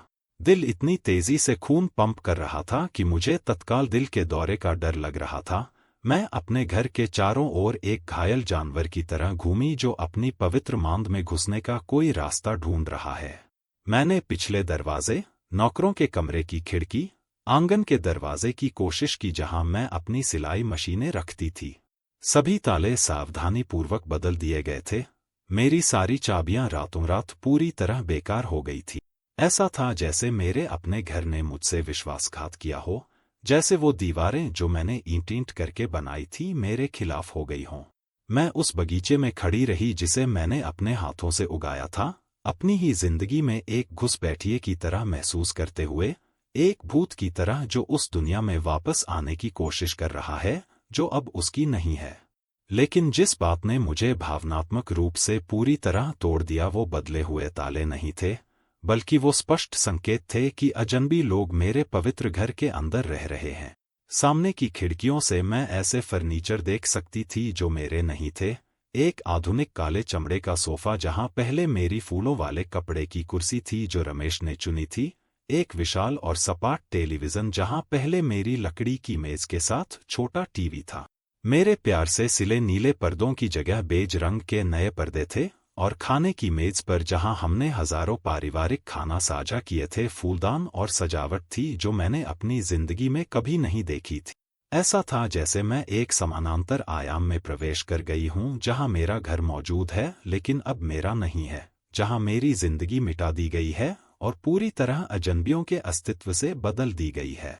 पूर्ण सदमे के उस क्षण में, जब मेरा दिमाग अभी भी जो मैं देख रही थी उसकी विशालता को पूरी तरह प्रोसेस नहीं कर सकता था, लगभग 32 साल का एक युवा आदमी दिखाई दिया जिसे मैं बिल्कुल नहीं जानती थी, एक गर्भवती महिला और 2 छोटे बच्चों के साथ। वो मेरे घर के मुख्य दरवाजे से बाहर आए जैसे ये दुनिया की सबसे सामान्य चीज हो, जैसे ये हमेशा से उनका घर हो न कि मेरा। कुछ चाहिए, मैडम जी? आदमी ने विनम्रता और अविश्वास के मिश्रण के साथ पूछा, स्पष्ट रूप से सोच रहा था कि एक अनजान बूढ़ी औरत उनकी संपत्ति के बगीचे में क्या कर रही है। मैं कई सेकंड के लिए गूंगी रह गई, पानी से बाहर मछली की तरह मुंह खोलकर शब्द बनाने की कोशिश करते हुए जो अकथनीय को समझाएं। ये मेरा घर है, मैंने आखिरकार एक ऐसी आवाज में कहा जो टूटी और दयनीय लगी खुद मेरे लिए भी। आदमी की प्रतिक्रिया पूर्ण अविश्वास थी जो एक संरक्षक करुणा के साथ मिली थी जिसने मुझे एक पागल भटकी हुई महिला की तरह महसूस कराया जिसे मनोरोग सहायता की जरूरत है। मैडम जी, मुझे लगता है आप भ्रमित हैं, उसने वो लहजा अपनाते हुए कहा जो एक छोटे बच्चे या बुढ़ापे के डिमेंशिया वाले व्यक्ति से बात करने के लिए इस्तेमाल किया जाता है। हमने ये घर 4 हफ्ते पहले खरीदा। हमारे पास सभी कागजात सही हैं, रजिस्ट्री हमारे नाम पर है। उसकी पत्नी बच्चों को अपने पैरों से चिपकाए पास आई, मुझे डर और दया के मिश्रण से देखते हुए जो मेरी आत्मा को जंग खाई चाकू की तरह छेद गया। बेचारी, मैंने उसे अपने पति से फुसफुसाते सुना, ये कोई बुजुर्ग महिला होगी जो खो गई है। हमें पुलिस या उनके परिवार को बुलाना चाहिए। उनके शब्द मुझे थप्पड़ों की तरह लगे, क्योंकि उन्होंने मुझे दिखाया कि मैं उनके नजरिए से कैसी दिख रही होंगी, एक विक्षिप्त बूढ़ी औरत जो एक घर का दावा कर रही है जो स्पष्ट रूप से उसका नहीं है। नहीं, नहीं, नहीं, मैं बेताबी से दोहरा रही थी, अपने बैग से रजिस्ट्री की कॉपी निकालते हुए जो मैं हमेशा अपने साथ एक पवित्र पहचान पत्र की तरह रखती थी। देखिए, यहाँ सबूत है। ये घर मेरे नाम पर रजिस्टर्ड है, कमला देवी शर्मा। मैंने इसे 42 साल पहले अपने हाथों से बनाया। आदमी ने दस्तावेज दयालुता से लेकिन संदेह के साथ भी लिया, इसे संक्षेप में देखा और मुझे एक उदास मुस्कान के साथ वापस किया। मैडम जी, ये कागज बहुत पुराना और खराब है। हमारे पास मूल और हालिया रजिस्ट्री है जो नोटरी ने हमें दी जब हमने संपत्ति खरीदी। इसके अलावा पिछले मालिक ने हमें बताया कि उनकी मां कई महीने पहले गुजर गई थी और इसलिए वो घर बेच रहे थे। उसके शब्द मेरे दिमाग में परमाणु बमों की तरह गिरे। पिछले मालिक, मां गुजर गई, घर बेच रहे थे। सब कुछ उस गति से ध्वस्त हो रहा था जिसका मैं अनुसरण नहीं कर सकती थी। किसने आपको ये घर बेचा? मैंने एक ऐसी आवाज में पूछा जिसे मैं खुद पहचान नहीं पा रही थी, एक आवाज जो अविश्वास और बढ़ते खौफ से टूटी हुई थी। एक बहुत ही भले साहब थे, गर्भवती औरत ने जवाब दिया, शायद नाम राजीव था। राजीव शर्मा।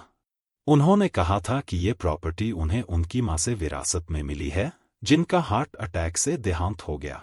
उन्होंने हमें सारे कानूनी कागज दिखाए, डेथ सर्टिफिकेट, नोटरी की चिट्ठी।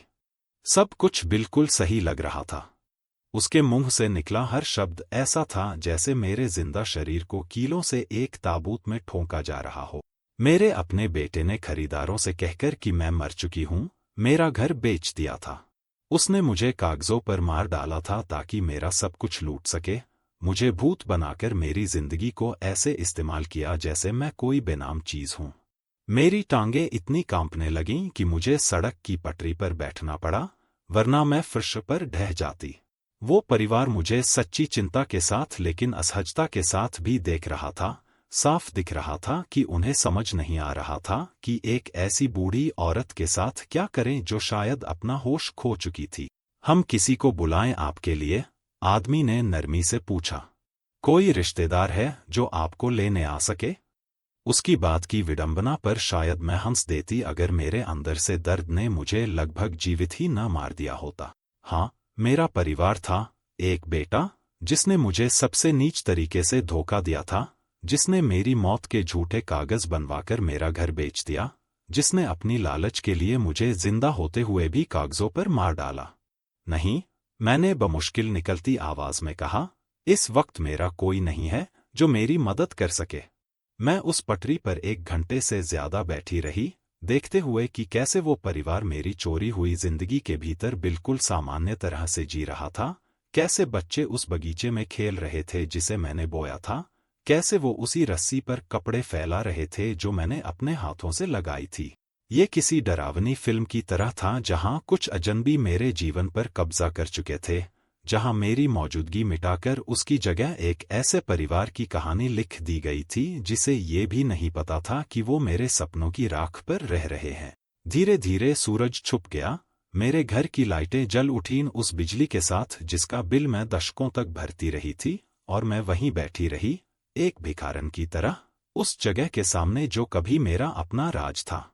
जो पड़ोसी वहां से गुजरे वो मुझे अजीब नजरों से देखते, सोचते कि कमला जी सड़क पर ऐसे क्यों बैठी हैं, लेकिन अब मुझमें इतना भी दम नहीं बचा था कि मैं किसी को ये अकल्पनीय बात समझा सकूं। आखिरकार जब अंधेरा पूरी तरह छा गया और मेरे पास जाने के लिए कोई जगह नहीं थी, मुझे याद आया कि बीना देवी ने वादा किया था कि मेरी गैरमौजूदगी में घर पर नजर रखेंगी। मैं डगमगाते कदमों से उनके दरवाजे तक पहुंची, अपना छोटा सूटकेस उठाए हुए जो अब मुझे ऐसी लग रही थी जैसे उसमें मेरी पूरी जिंदगी बंद हो, और कांपते हाथों से घंटी बजाई। अरे कमला जी, उन्होंने दरवाजा खोलते ही कहा, लेकिन उनके चेहरे की खुशी तुरंत उलझन और घबराहट में बदल गई। आप यहाँ क्या कर रही हैं? आप तो अपने घर पर होनी चाहिए थी। मैंने उन्हें सब कुछ बता दिया जो हुआ था, हर दर्दनाक बात, हर नंगा हुआ धोखा, और मैंने देखा कि मेरी कहानी आगे बढ़ती गई तो उनका चेहरा धीरे धीरे सफेद पड़ता गया। हे भगवान, उन्होंने फुसफुसाया जब मैं खत्म हुई। मैंने देखा था 2 हफ्ते पहले जब सामान के ट्रक आए थे, लेकिन राजीव ने मुझे कहा कि आपने घर बेचने का फैसला किया है और उनके साथ रहने जा रही हैं। उसने मुझे कुछ कागज भी दिखाए थे जो बिल्कुल असली लग रहे थे। बीना देवी ने मुझे रात भर अपने घर पर रुकने का निमंत्रण दिया, मेरे लिए खाना बनाया जिसे मैं छू भी नहीं सकी क्योंकि मेरा पेट पूरी तरह दर्द और सदमे से बंद था, और अपनी ड्राइंग रूम की सोफे पर सोने के लिए कहा, जहां मैंने अपनी 75 साल की जिंदगी की सबसे लंबी और सबसे कड़वी रात गुजारी। मैं एक पल भी नहीं सो सकी, छत को खाली आंखों से देखते हुए, क्योंकि अब रोने के लिए भी मेरा शरीर आंसू नहीं बना पा रहा था, ये समझने की कोशिश करते हुए कि मेरा अपना बेटा इतने योजनाबद्ध और राक्षसी धोखे के काबिल कैसे हो गया। उसने सिर्फ मेरा घर और मेरा सामान नहीं छीना था, उसने मेरी पहचान छीन ली थी, मेरा जीने का हक, दुनिया में मेरी जगह।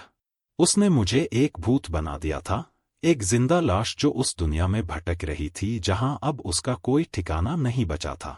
लेकिन उसी अंधीन रात के किसी मोड़ पर, उस बेशुमार दर्द और पूरी तरह हताशा के बीच, मेरे अंदर एक छोटी लेकिन प्रचंड लौ जलने लगी, इंसाफ वाले बदले की लौ और कुचली हुई इज्जत को वापस लेने की आग। अगली सुबह मैं बीना देवी के सोफे से उठी, शरीर टूटता हुआ और आत्मा चकनाचूर, लेकिन एक स्टील जैसी दृढ़ता के साथ जो मैंने सालों से महसूस नहीं की थी। मैं वहां किसी घायल जानवर की तरह कराहती नहीं रह सकती थी।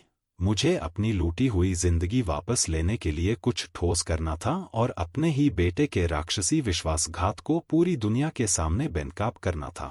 सबसे पहले मैंने अपनी पड़ोसन के घर से ही राजीव को फोन किया। हाथ डर से नहीं बल्कि पेट में जलती हुई संयमित आग से कांप रहे थे।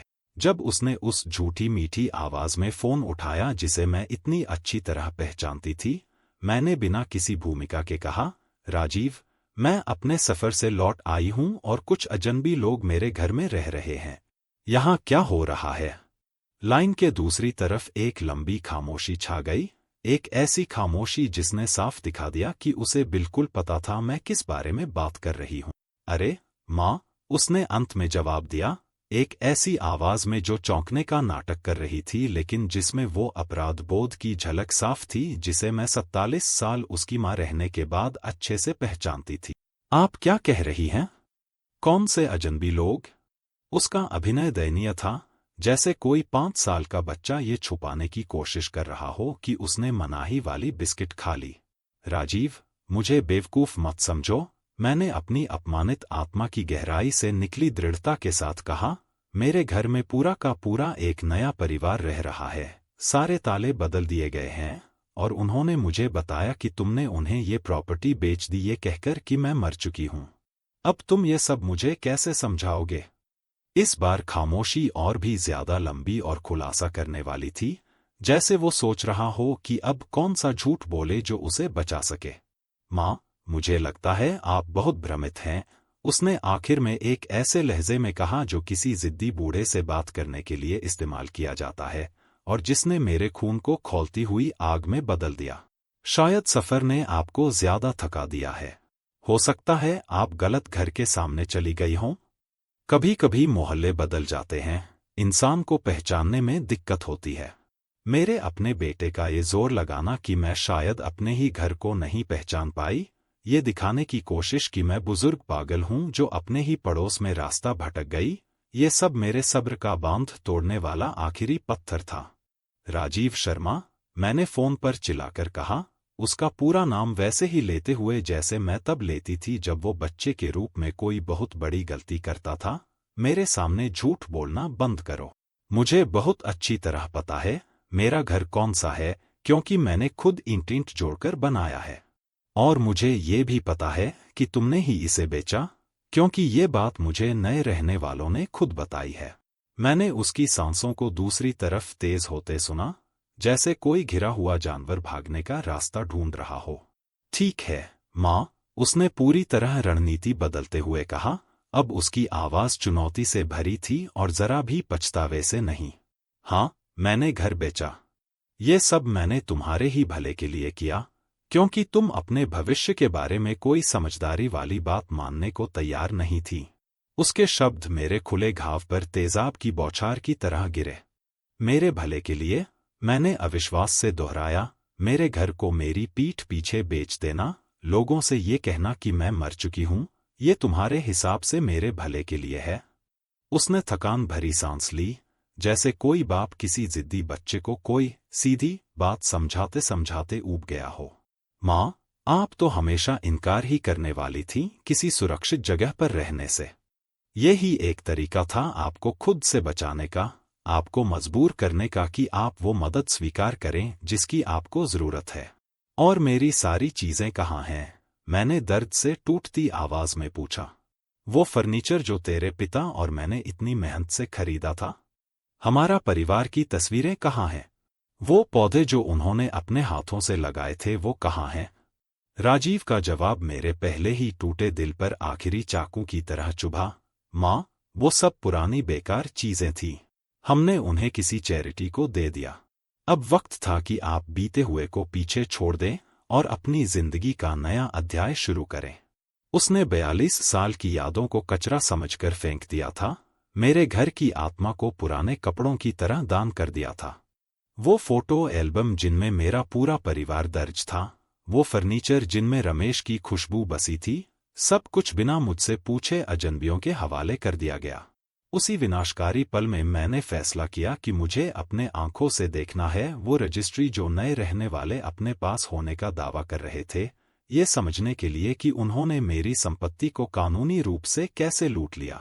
मैं बीना देवी के साथ नैतिक साक्षी के रूप में वापस अपने घर की ओर चली और उतने सम्मान के साथ दरवाजा खटखटाया जितना मैं जुटा सकी।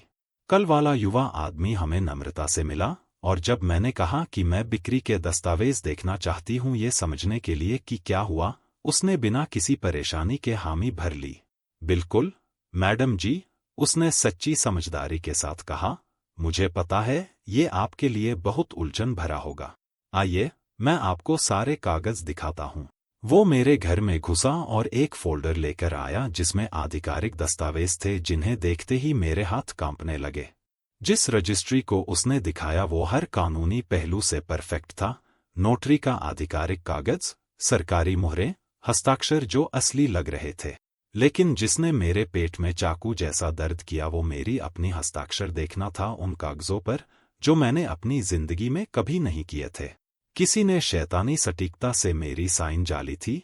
मेरी लिखावट को इतनी परफेक्शन से कॉपी किया था कि एक सेकंड के लिए मुझे अपनी ही समझ पर शक हुआ। यदि आप इस कहानी का आनंद ले रहे हैं तो आपका समर्थन मेरे लिए बहुत सम्मान और खुशी की बात होगी। चैनल को सब्सक्राइब करें ताकि मैं ऐसी भावनात्मक कहानियां आपसे साझा करता रहूं। पहले से ही बहुत बहुत धन्यवाद और आपके जीवन में ढेर सारी खुशियां और समृद्धि आए। देखिए मैडम जी, उसने हस्ताक्षर की ओर इशारा करते हुए कहा, यहाँ कमला देवी शर्मा का हस्ताक्षर है जो बिक्री को मंजूर कर रहा है। और यहाँ वो मेडिकल सर्टिफिकेट है जो बताता है कि साइन करने के 4 दिन बाद उनका देहांत हो गया। डेथ सर्टिफिकेट भी पूरी तरह आधिकारिक लग रहा था, अस्पताल की मुहर और एक डॉक्टर के हस्ताक्षर के साथ जो कथित रूप से मेरी हार्ट अटैक से मौत की पुष्टि कर रहा था। लेकिन सबसे बड़ा झटका तब लगा जब मुझे पता चला कि वो मूल रजिस्ट्री जो मुझे लगता था मेरे पास है वो एक परफेक्ट नकली थी। इन सारे सालों में मैं अपने पर्स में असली दस्तावेजों की जाली कॉपी लिए घूम रही थी, जबकि असली रजिस्ट्री पता नहीं कब से राजीव के पास थी। नामुमकिन, मैंने बुदबुदाया उन कागजों को घूरते हुए जिन पर मेरा नाम था लेकिन जिन पर मैंने कभी साइन नहीं किया था। ये कोई भयानक गलती होनी चाहिए। आदमी ने मुझे सच्ची करुणा से देखा और धैर्यपूर्वक समझाया, मैडम जी, मुझे पता है ये स्वीकारना बहुत मुश्किल है, लेकिन आपके बेटे ने हमें सारे जरूरी कागज दिखाए। हम उनके साथ बैंक भी गए जहां आपकी मां ने अपनी मौत के बाद संपत्ति के प्रबंधन के लिए खास निर्देश छोड़े थे। हर शब्द मेरी हकीकत को एक गोली की तरह छेद रहा था। मेरी जिंदगी के बारे में जो मैं जानती थी उसे तबाह कर रहा था। बीना देवी, जो सब कुछ खामोशी से सुन रही थी, आखिरकार एक आक्रोश के साथ बोली जो मुझे थोड़ा सांत्वना दे गई, ये पूरी तरह गलत है। उसने आदमी से मजबूत आवाज में कहा, ये महिला जिंदा है, आपके सामने खड़ी है। मुझे समझ नहीं आ रहा कि असली मालकिन की पीठ पीछे आपने ये घर कैसे खरीद लिया। आदमी सच में उलझन और चिंता में दिख रहा था। साफ महसूस हो रहा था कि वो भी इस परिष्कृत धोखाधड़ी का शिकार हुआ था। मैडम जी, हमने अच्छे विश्वास में घर खरीदा। हमने अपने वकील से सारे दस्तावेज चेक करवाए, ये सुनिश्चित किया कि सब कानूनी रूप से ठीक है। अगर यहाँ धोखा हुआ है तो हम भी शिकार हैं। उसकी ईमानदारी ने मुझे थोड़ा शांत किया, क्योंकि ये दिखा गया कि वो दुर्भावनापूर्ण साथी नहीं बल्कि मासूम लोग थे जो मुझ जैसा ही ठगे गए थे। उस दोपहर बीना देवी के घर लौटकर जाली दस्तावेजों की कॉपियां लेकर मैं एक जासूस की तरह हर कागज को बारीकी से जांचने बैठी, अपराध स्थल पर सुराग ढूंढने वाले की तरह। धोखाधड़ी की परिष्कृति डरावनी थी। कई दस्तावेजों पर मेरी साइन जाली की गई थी। एक विश्वसनीय डेथ सर्टिफिकेट बनाया गया था। मेरी कथित मौत से पहले बैंक को दिए निर्देशों की चिट्ठियां तैयार की गई थीं। सब कुछ शैतानी सटीकता से प्लान किया गया था, जिसमें समय, पैसा और कानूनी संपर्क चाहिए थे जो मेरा बेटा अकेला नहीं जुटा सकता था। प्रिया जरूर शामिल थी, और शायद ऐसे लोग जो उनसे बेहतर कानूनी सिस्टम को जानते थे। ये एक पारिवारिक षड्यंत्र था जो सालों से खामोशी में पनप रहा था, सही मौके का इंतजार कर रहा था। लेकिन जिसका मुझे सबसे ज्यादा दर्द हुआ वो धोखे की तकनीकी जटिलता नहीं थी, बल्कि इसे अंजाम देने के लिए चाहिए वाली भावनात्मक ठंडक थी। राजीव को महीनों, शायद सालों तक प्लान करना पड़ा था कि मेरे पास जो कुछ भी प्रिय था उसे कैसे छीन ले। उसे मेरी मेज पर बैठना पड़ा, मेरा खाना खाना, मेरी गाल चूमना, जबकि गुप्त रूप से मेरी पूरी बर्बादी की योजना बना रहा था। उसे मेरी आंखों में देखना पड़ा और कहना पड़ा, माँ मैं तुमसे प्यार करता हूँ, जबकि कागजों पर साइन कर रहा था मेरी मौजूदगी मिटाने के लिए। उस रात, एक दयालु पड़ोसन के उधार लिए सोफे पर लेटे हुए, मैंने धोखे के खुलासे के बाद पहली बार रोया। मैं न घर के लिए रोई न चोरी हुए सामान के लिए, बल्कि 47 साल तक अपने बेटे के प्रति जो प्यार था उसके मरने के लिए रोई। उस रात हमेशा के लिए वो माँ मर गई जो मैं थी, और पैदा हुई एक ऐसी औरत जो अपनी कुचली हुई इज्जत वापस लेने के लिए आखिर दम तक लड़ेगी। अगले दिन, जाली दस्तावेजों की सभी कॉपियां और अपनी अपमानित आत्मा की गहराई से निकली दृढ़ता के साथ हथियारबंद होकर, मैंने पीली पन्नों में एक वकील का नाम ढूंढा जो मेरी जिंदगी के चारों ओर बुने गए कानूनी जाल को सुलझा सके। बीना देवी ने मुझे डॉक्टर लता शर्मा की सिफारिश की, लगभग 58 साल की एक वकील जिसका ऑफिस शहर के केंद्र के पास था और जिसने मोहल्ले के कई लोगों की पारिवारिक उलझनों को सुलझाया था। वो बहुत ईमानदार और पढ़ी लिखी महिला हैं, मेरी पड़ोसन ने कहा जबकि वो मुझे ऑफिस तक ले जा रही थी। अगर कोई इस भयानक समस्या में आपकी मदद कर सकती है तो वो वही है। हमने 14 ब्लॉक पैदल तय किए जो उनके घर और कानूनी दफ्तर के बीच थे, और हर कदम के साथ मेरे अंदर एक छोटी लेकिन मजबूत उम्मीद बढ़ रही थी कि शायद सब कुछ हमेशा के लिए खोया नहीं है। डॉक्टर शर्मा ने मुझे अपनी सादी लेकिन व्यवस्थित ऑफिस में स्वागत किया, जो कानून की किताबों और फाइलों से भरी थी, जो सालों के कठिन केस लड़ने का अनुभव बयां कर रही थी। वो गंभीर दिखने वाली लेकिन दयालु आंखों वाली महिला थी, ऐसी शांत उपस्थिति के साथ जो न्याय की तलाश में हताश लोगों को तुरंत भरोसा दिलाती है। मुझे बिल्कुल ठीक ठीक बताइए क्या हुआ है, कमला जी, उन्होंने कहा जबकि एक छोटी रिकॉर्डर तैयार कर रही थीं और नोट्स का ब्लॉक निकाल रही थीं। जितना समय लें उतना लीजिए, लेकिन कोई भी छोटी सी बात छोड़ना मत। 1 घंटे से ज्यादा मैंने उन्हें अपनी पूरी कहानी बताई, राजीव की पहली अजीब विजिट से लेकर जाली दस्तावेजों के विनाशकारी खुलासे तक, और उन्होंने पूर्ण खामोशी में सुना, कभी कभी नोट्स लिए और जब कुछ पूरी तरह स्पष्ट न हो तो बहुत विशिष्ट सवाल पूछे।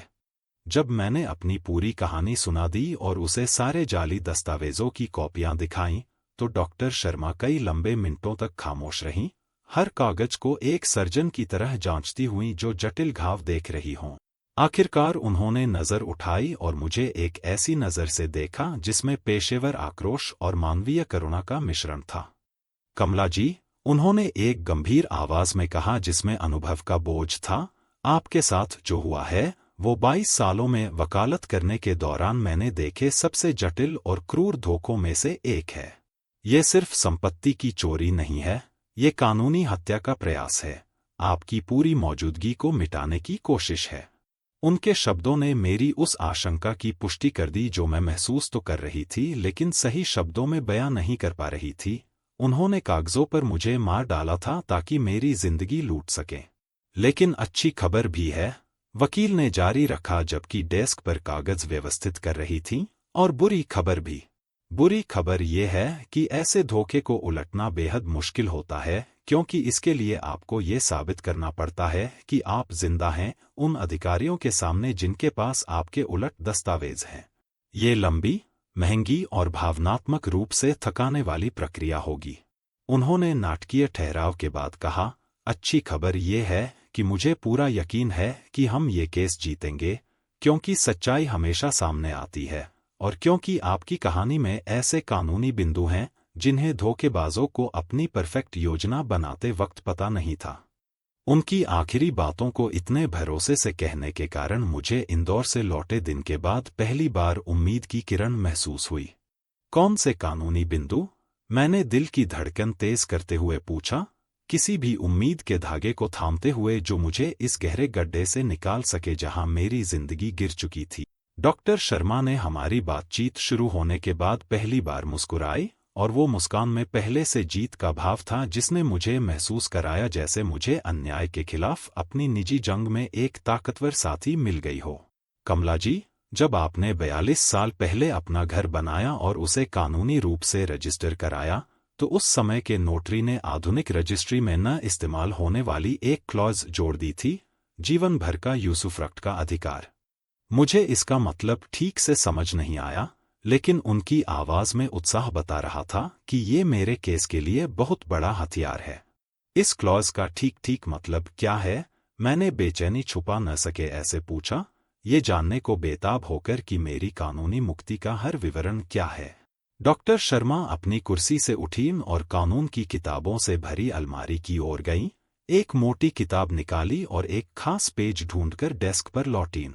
जीवन भर का यूसुफ्रक्ट का अधिकार, उन्होंने कानूनी किताब से सीधे पढ़ते हुए समझाया, ये तय करता है कि मूल मालकिन जिंदा रहेगी तो बिना उनकी शारीरिक मौजूदगी और सार्वजनिक नोटरी के सामने स्पष्ट सहमति के कोई बिक्री, दान या हस्तांतरण वैध नहीं हो सकता। यानी, कमला जी, भले ही आपके बेटे के पास घर का कानूनी मालिक साबित करने वाले कागज हों, लेकिन जब तक आप जिंदा हैं, उनकी बिक्री पूरी तरह शून्य और गैरकानूनी है। उनके शब्द मेरे सिर में मुक्ति की घंटियों की तरह गूंजे। लेकिन ये सब नहीं है, वकील ने और चौड़ी होती मुस्कान के साथ कहा, ये क्लॉज ये भी तय करता है कि जो भी व्यक्ति मूल यूसुफ्रक्ट वाली के बिना जीवन भर यूसुफ्रक्ट वाली संपत्ति खरीद ले, वो तुरंत अपना पैसा वापस मांग सकता है, साथ में हर्जाना, नुकसान और जमा ब्याज सहित। जो जानकारी वो दे रही थी वो इतनी अविश्वसनीय थी कि हफ्तों की हताशा और हार के बाद मुझे यकीन करना मुश्किल हो रहा था। क्या आप ये कह रही हैं कि जिन्होंने मेरा घर खरीदा वो अपना पैसा वापस ले सकते हैं? मैंने अविश्वास से पूछा। न सिर्फ ले सकते हैं, उन्होंने स्पष्ट शब्दों में कहा, वे कानूनी रूप से बाध्य हैं इसे वापस लेने के लिए। और आपका बेटा कानूनी रूप से बाध्य है इसे लौटाने के लिए, भले ही उसके पास जो कुछ भी है उसे बेचना पड़े। लेकिन सबसे अच्छी खबर बाकी थी, क्योंकि डॉक्टर शर्मा ने मेरी स्थिति के सभी कानूनी निहितार्थ अभी बताना बाकी था। इसके अलावा, कमला जी, उन्होंने अपनी फाइलों में और एक दस्तावेज ढूंढते हुए कहा, आपके बेटे द्वारा डेथ सर्टिफिकेट जाली करना और जाली दस्तावेजों से संपत्ति बेचना न सिर्फ सिविल धोखा है, बल्कि कई गंभीर आपराधिक अपराध हैं जो 11 साल तक की जेल की सजा दिला सकते हैं। राजीव के जेल जाने का विचार मिश्रित भावनाएं पैदा कर रहा था। एक तरफ न्याय की मौजूदगी का संतोष, दूसरी तरफ अपनी लालच की भूख ने अपने बेटे को सलाखों के पीछे पहुंचाने का दर्द। क्या सच में जेल हो सकती है? मैंने कांपती आवाज में पूछा। कमला जी, वकील ने ऐसी गंभीरता से जवाब दिया जिसने मुझे स्थिति की पूरी भयावहता समझा दी। आपके साथ ये कोई पारिवारिक शरारत या अच्छे इरादे से ली गई गलत फैसला नहीं था। ये आपकी संपत्ति, पहचान और कानूनी रूप से जीने के हक को छीनने के लिए सोची समझी आपराधिक साजिश थी। उन्होंने आधिकारिक दस्तावेज जाली किए, सरकारी कर्मचारियों को रिश्वत दी, रियल एस्टेट धोखा किया, आपकी पहचान चुराई और कई फेडरल कानून तोड़े।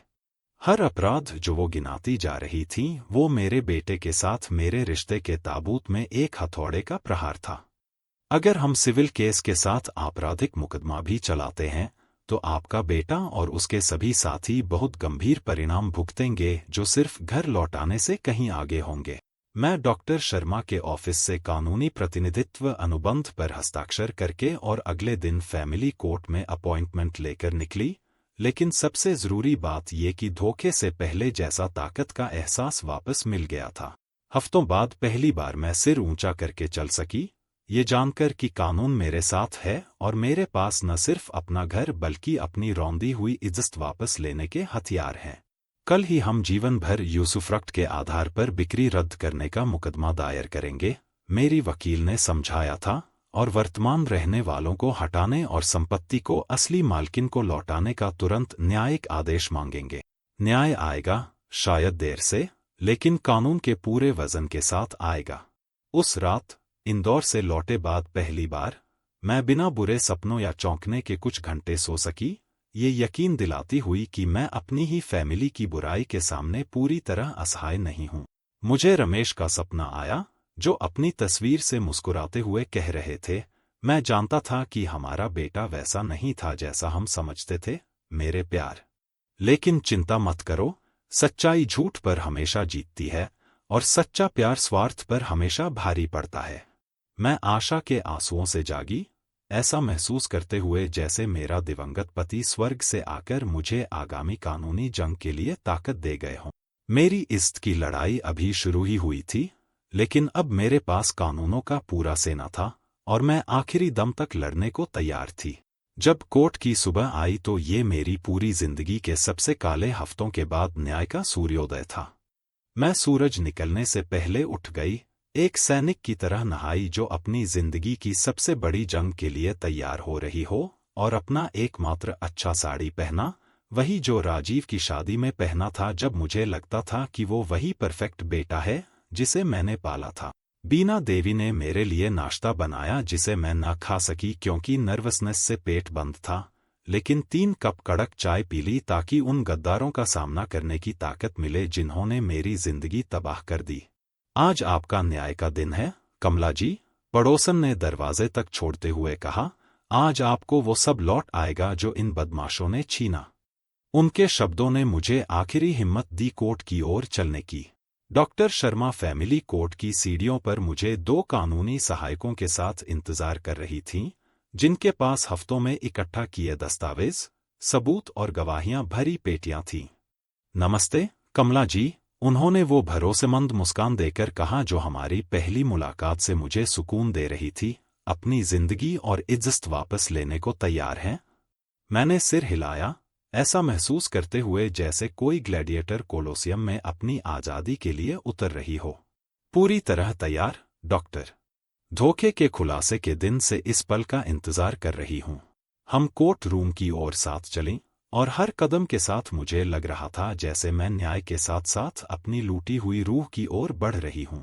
जब हम कोर्ट रूम में दाखिल हुए तो सबसे पहले राजीव दिखा जो विपक्षी तरफ पहली सीट पर प्रिया और एक अनजान वकील के साथ बैठा था, जो जंग शुरू होने से पहले ही घबराया और हारा हुआ लग रहा था।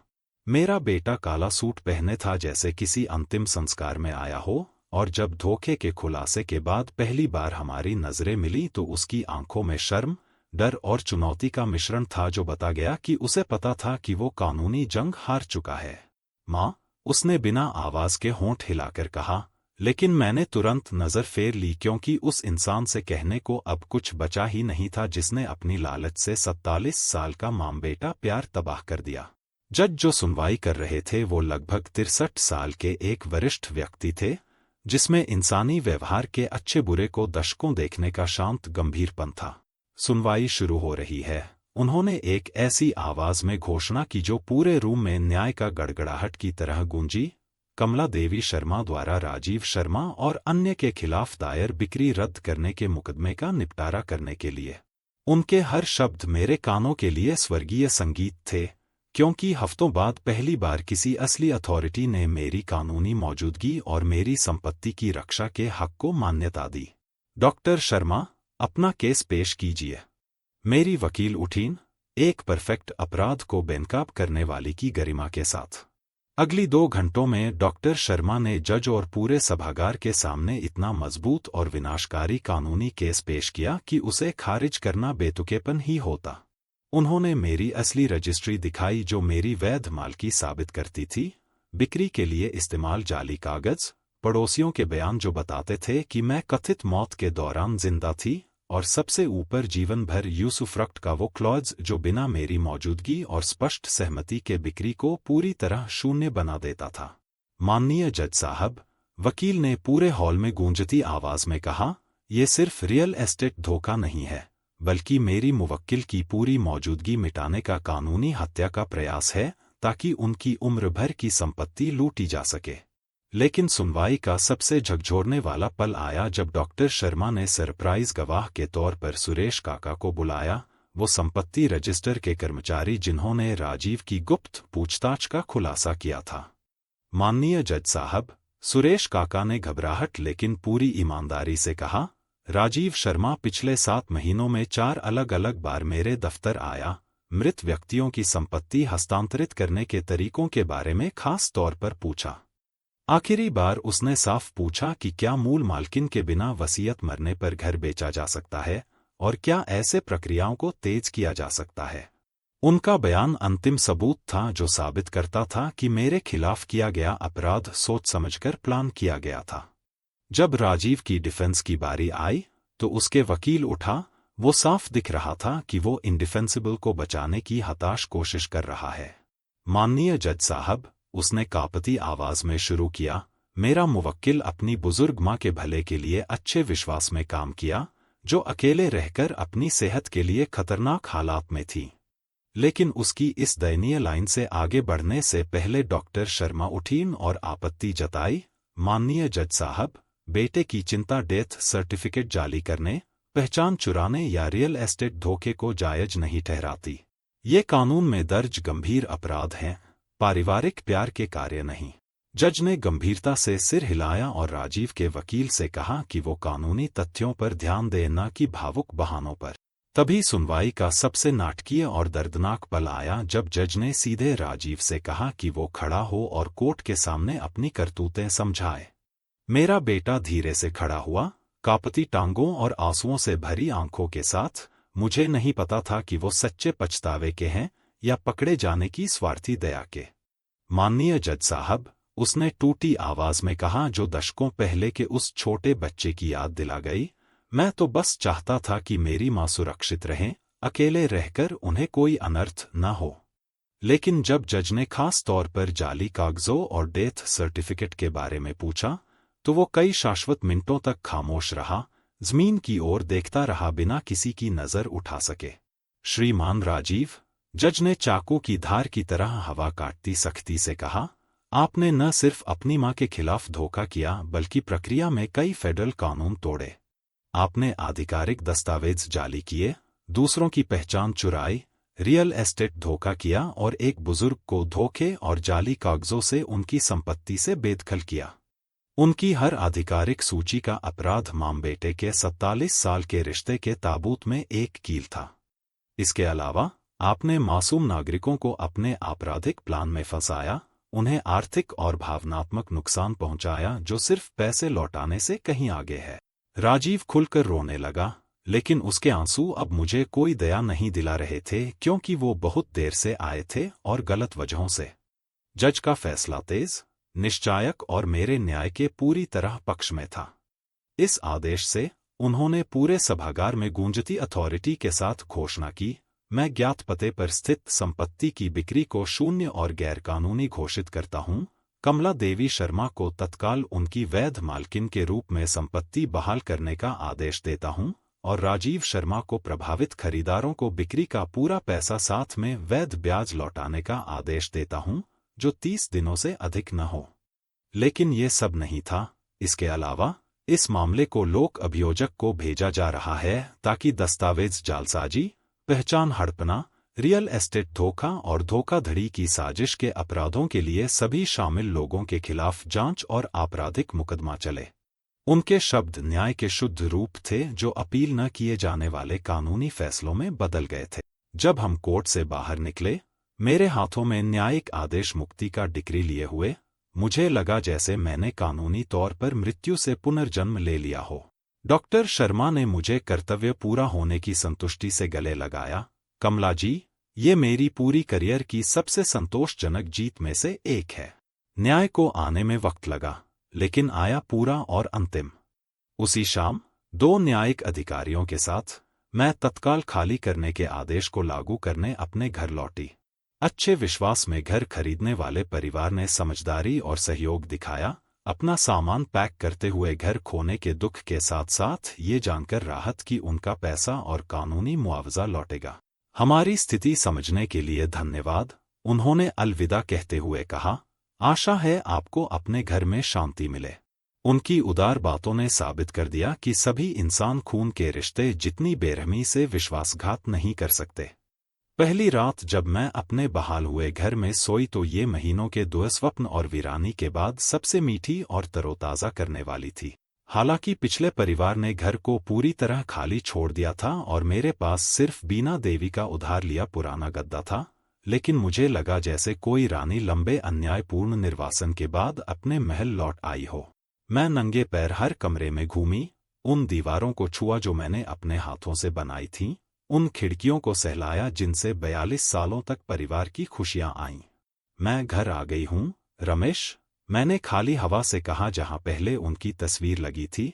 हमारे पवित्र घर में हमेशा के लिए लौट आई हूँ जब तक भगवान मुझे तुम्हारे पास न बुला ले। खाली कमरों में मेरी आवाज की गूंज कृतज्ञता की प्रार्थना की तरह लग रही थी जो स्वर्ग तक पहुंच रही थी। अगले दिन न्याय की संतुष्टि और बेटे के स्थायी नुकसान के गहरे दुख का अजीब मिश्रण था। राजीव ने सुनवाई के बाद कई बार फोन किया था, लेकिन मैंने फैसला किया था कि उस इंसान से कुछ कहने को बाकी नहीं जो लालच के लिए मुझे गैरमौजूद करने की कोशिश कर चुका था। प्रिया एक शाम दरवाजा खटखटाकर आई, शायद राजीव ने भेजा हो चीजें ठीक करने के लिए, लेकिन जब मैंने बंद दरवाजे से कहा कि धोखे की किसी भी साझीदार से बात करने को कुछ नहीं, तो वो जोर दिए बिना चली गई। दर्दनाक था लेकिन आज़ादी देने वाला भी ये जानना कि मैंने उन लोगों से रिश्ते हमेशा के लिए तोड़ दिए जिन्होंने बिना पछतावे के मुझे तबाह करने की हिम्मत दिखाई। मेरी चोरी हुई चीजें वापस पाने की प्रक्रिया मेरी कल्पना से कहीं ज्यादा जटिल साबित हुई, क्योंकि राजीव ने सच में लगभग सब कुछ अलग अलग चैरिटी संस्थाओं को दान कर दिया था। शहर भर में 42 साल की पारिवारिक यादों को बेकार कचरे की तरह बिखेर दिया था। डॉक्टर शर्मा और अतिरिक्त न्यायिक आदेश की मदद से मैं कुछ महत्वपूर्ण फर्नीचर और मेरी फोटो एल्बमों का आधा हिस्सा वापस पा सकी, लेकिन कई अपूरणीय चीजें चैरिटी की नौकरशाही के भूल भुलैया में हमेशा के लिए खो गईं। बहुत दुख हुआ, कमला जी, एक आश्रम की डायरेक्टर ने कहा जिसे मेरी अनिच्छा से दान मिली थी। हमने वो चीजें अपने रहवासियों में बांट दी थी। हमें नहीं पता था कि ये मूल मालकिन की सहमति के बिना दान की गई थी। लेकिन सबसे ज्यादा दर्द तब हुआ जब पता चला कि रमेश ने प्यार से लगाए बगीचे के पौधे नए अस्थायी रहवासियों ने उखाड़कर कचरे में फेंक दिए थे, जो संपत्ति को आधुनिक बनाने के चक्कर में थे। हर वसंत खिलने वाले नीले गुलमोहर जो मेरे पति के प्यार का पुनर्जन्म थे, खाने के लिए इस्तेमाल होने वाली जड़ी बूटियां, हमारी 10वीं शादी की सालगिरह पर एक साथ लगाया नींबू का पौधा, सब कुछ अवांछित खरपतवार की तरह नष्ट कर दिया गया। मैं खाली आंगन में बैठी उन मरे पौधों के लिए रोई जैसे वो मेरे प्रियजन हों जो मेरी गैरमौजूदगी में चल बसे हों, क्योंकि वो किसी तरह रमेश के प्यार भरे हाथों से बनी मेरी आखिरी सीधी कड़ी थे। फिर भी हफ्तों बाद मुझे सालों से न महसूस हुई आज़ादी और पुनर्जन्म का एहसास होने लगा, जैसे राजीव के धोखे ने मेरे अंदर सोई हुई ताकतों को जगा दिया हो जो मुझे खुद के बारे में भी नहीं पता थी। पहली बार अपनी बड़ी उम्र में मुझे किसी रिश्तेदार की राय या उम्मीदों की चिंता न करनी पड़ी, न करना पड़ा सब ठीक होने का नाटक जब न था, न रक्त के बंधन के नाम पर जहरीले रिश्ते निभाने पड़े। मैं पूरी तरह आज़ाद थी अपनी जिंदगी अपने मन मुताबिक जीने की, बिना भावनात्मक ब्लैकमेल या पारिवारिक दबाव के। अब मैं बिना किसी से माफ़ी मांगने के खुद बन सकती हूँ। मैं हर सुबह शांत लेकिन सुकून भरी रसोई में चाय पीते हुए खुद से कहती, मैंने फैसला किया कि जज के आदेशित कानूनी मुआवजे का कुछ हिस्सा इस्तेमाल करूं, अपने मनपसंद और ज़रूरत के हिसाब से घर को पूरी तरह नया रूप दूं, बिना किसी से सलाह लिए या स्वार्थी रिश्तेदारों के सामने अपने फैसले जायज़ ठहराए। मैंने एक प्रोफेशनल माली को हायर किया जो मेरे चुने नए पौधों के साथ बगीचे को फिर से बनाए, आरामदायक और काम के फर्नीचर खरीदे जो मेरी स्वतंत्र बुजुर्ग दिनचर्या के हिसाब से हों, भविष्य के पारिवारिक धोखों से बचने के लिए आधुनिक सिक्योरिटी सिस्टम लगवाए। इस बार घर बिल्कुल वैसा होगा जैसा मैं चाहती हूँ। मैंने नई शेल्फ लगाने वाली बढ़ई को कहा, बिना किसी समझौते, बिना बातचीत, बिना अनचाही राय के। लेकिन सबसे गहरा परिवर्तन शारीरिक नहीं बल्कि भावनात्मक और आध्यात्मिक था, क्योंकि अपने ही बेटे के धोखे का सामना करने और फिर अपनी इज्जत के लिए सफलतापूर्वक लड़ने के अनुभव ने मुझे 70-50 साल की जिंदगी में जो सबक नहीं सिखाए थे वो सिखा दिया। मुझे पता चला कि मैं अपनी सोच से कहीं ज्यादा मजबूत हूँ, अपनी दिखाई हिम्मत से कहीं ज्यादा नन्ही, सबसे भयानक विपत्तियों का बिना पूरी तरह टूटे सामना करने में कहीं ज्यादा सक्षम। मालूम पड़ा कि मैं एक जंगजू हूँ, मैंने एक शाम खुद से कहा जबकि ऑगस्टो के सम्मान में लगाए नए गुलमोहरों की छंटाई कर रही थी। मालूम पड़ा कि मैं किसी भी चीज का सामना कर सकती हूँ, यहाँ तक कि अपने ही खून का धोखा भी।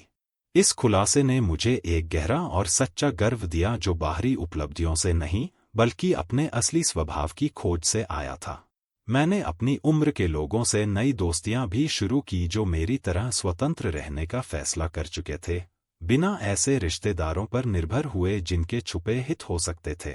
हर सुबह जिस पार्क में घूमने जाती थी वहां हरीश चाचा से मिली, 77 साल के एक विधुर जो अपने लालची बच्चों के साथ वैसा ही अनुभव झेल चुके थे, और ईशा आंटी से 66 साल की एक महिला जो ये जानने के बाद अपने परिवार को बेदखल कर चुकी थी कि वो सिर्फ पैसे के लालच में आते थे। हमने इस देश को बनाया है, हरीश चाचा सुबह की सैर के दौरान कहते, और हम सफेद बाल और झुर्रियों की वजह से हमें फेंकने लायक बोझ नहीं बनने देंगे। हमारी बातें बताती थीं कि मेरा केस अनोखा नहीं था, लेकिन मेरी कानूनी जीत असाधारण और जश्न मनाने लायक थी। सुनवाई के 6 महीने बाद डॉक्टर शर्मा का अचानक फोन आया कि राजीव के खिलाफ लोक अभियोजक ने औपचारिक कार्रवाई की है और दस्तावेज जालसाजी व रियल एस्टेट धोखे के अपराधों के लिए उसे 5 साल की सजा सुनाई गई है। हालांकि पहली बार अपराधी होने और चोरी का सारा पैसा स्वेच्छा से लौटाने के कारण उसे पैरोल पर रिहा कर दिया गया। इस बारे में कैसा महसूस कर रही हैं, कमला जी? मेरी वकील ने पेशेवर जिज्ञासा से पूछा। मैं कई मिनट सोचने के बाद बोली, जिस बेटे को मैं समझती थी उसके लिए दुख है, लेकिन जो आदमी निकला उसके लिए न दया है न संतोष। न्याय ने अपना रास्ता लिया और यही जानना काफी था। ये सच था, मैंने अपनी जिंदगी के उस दर्दनाक अध्याय को भावनात्मक रूप से बिना कड़वाहट के लेकिन बिना नॉस्टैल्जिया के भी बंद कर दिया था। अब हर सुबह जब मैं अपने बहाल घर में उठती हूँ और नंगे पैर उन कमरों में चलती हूँ जो पूरी तरह मेरे हैं, मुझे जिंदगी के प्रति अथाह कृतज्ञता महसूस होती है कि इसने मुझे सिखाने का मौका दिया कि अपनी रक्षा करना, अपनी इज्जत के लिए लड़ना, अपना हक वापस लेना कभी देर नहीं होती। 75 साल की उम्र में मैंने सीखा कि सच्चा परिवार खून का नहीं होता, बल्कि वो होता है जो तुम्हारे फैसले का सम्मान करे, तुम्हारी स्वतंत्रता को महत्व दे, बिना शर्तों या छुपे हितों के प्यार करे। बीना देवी मेरी प्यारी पड़ोसन बनी रहीं, हरीश चाचा और ईशा आंटी मेरे अपरिहार्य दोस्त, और डॉक्टर शर्मा वैसी ही बेटी बन गई जैसी मेरे पास कभी न थी। जिंदगी ने मुझे एक झूठा बेटा छीन लिया, मैंने रमेश की तस्वीर के सामने खाने की मेज पर रखते हुए कहा, लेकिन इससे कहीं बेहतर चुना हुआ परिवार दिया। हर शाम जब सूरज पहाड़ियों के पीछे ढलता है और मेरी घर की लाइटें जलती हैं, उस बिजली से जिसका बिल मैं अपनी अच्छी तरह मैनेज की पेंशन से भरती हूँ, मैं बरामदे में बैठकर मोहल्ले की जिंदगी देखती हूँ, एक ऐसी शांति के साथ जो मेरी जिंदगी में कभी न महसूस हुई। मैंने न सिर्फ अपना घर और सामान वापस पाया, बल्कि कुछ कहीं ज्यादा कीमती, अपना आत्मसम्मान, न्याय पर भरोसा, बिना किसी से इजाजत लिए अपनी शर्तों पर जीने की काबिलियत। आखिरकार राजीव का धोखा मुझे मिला सबसे अच्छा तोहफा निकला, मैं सोचती हूँ जबकि बहाल बगीचे में स्वस्थ बढ़ते नए पौधों को पानी देती हूँ, क्योंकि इसने मुझे दिखा दिया कि जब कोई और न बचे तो मैं खुद के लिए कौन हूँ। और विपत्ति के सबसे क्रूर गर्त में जो महिला मिली वो मेरी सोच से कहीं ज्यादा मजबूत, समझदार और पूरी थी। आज जब मैं ऑगस्टो के साथ इतनी खुशहाल रातों के खाने वाली उसी मेज पर ये शब्द लिख रही हूँ, मैं सोचती हूँ कि क्या सारा ये दर्द भुगतना लायक था। और जवाब है हाँ, 1000 बार हाँ। क्योंकि भले ही मुझे वो बेटा खो दिया जिसे मैं प्यार समझती थी, लेकिन मिल गया कुछ कहीं ज्यादा कीमती, ये अटल यकीन कि मैं किसी भी विपत्ति का सामना कर सकती हूँ और हक के लिए लड़ने का साहस रखूंगी तो जीत कर निकलूंगी। और तुम जो मुझे यहाँ तक सुन रहे हो, क्या तुम चुप रह जाते अगर तुम्हारा अपना परिवार तुम्हारी इज्जत छीनने की कोशिश करता, या धोखे का सामना करने और दुनिया में अपनी जगह वापस मांगने का साहस रखते? कभी कभी सच्चा परिवार वही नहीं जो तुम्हारे साथ पैदा हुआ, बल्कि वही है जो तुम चुनते हो जब समझ आ जाए कि असली प्यार और स्वार्थ के नकाब में छुपा लालच में फर्क क्या है।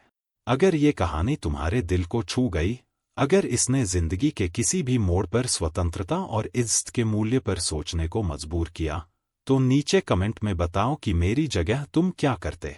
और इस वीडियो को लाइक करना न भूलना और चैनल सब्सक्राइब कर लो, क्योंकि यहाँ हर कहानी तुम्हारी, मेरी या किसी की हो सकती है, जिसे ये जानना जरूरी है कि न्याय के लिए लड़ना कभी देर नहीं होती। इस दर्द भरे लेकिन अंत में आज़ाद करने वाले सफ़र में मेरे साथ रहने के लिए धन्यवाद। अगली कहानी तक।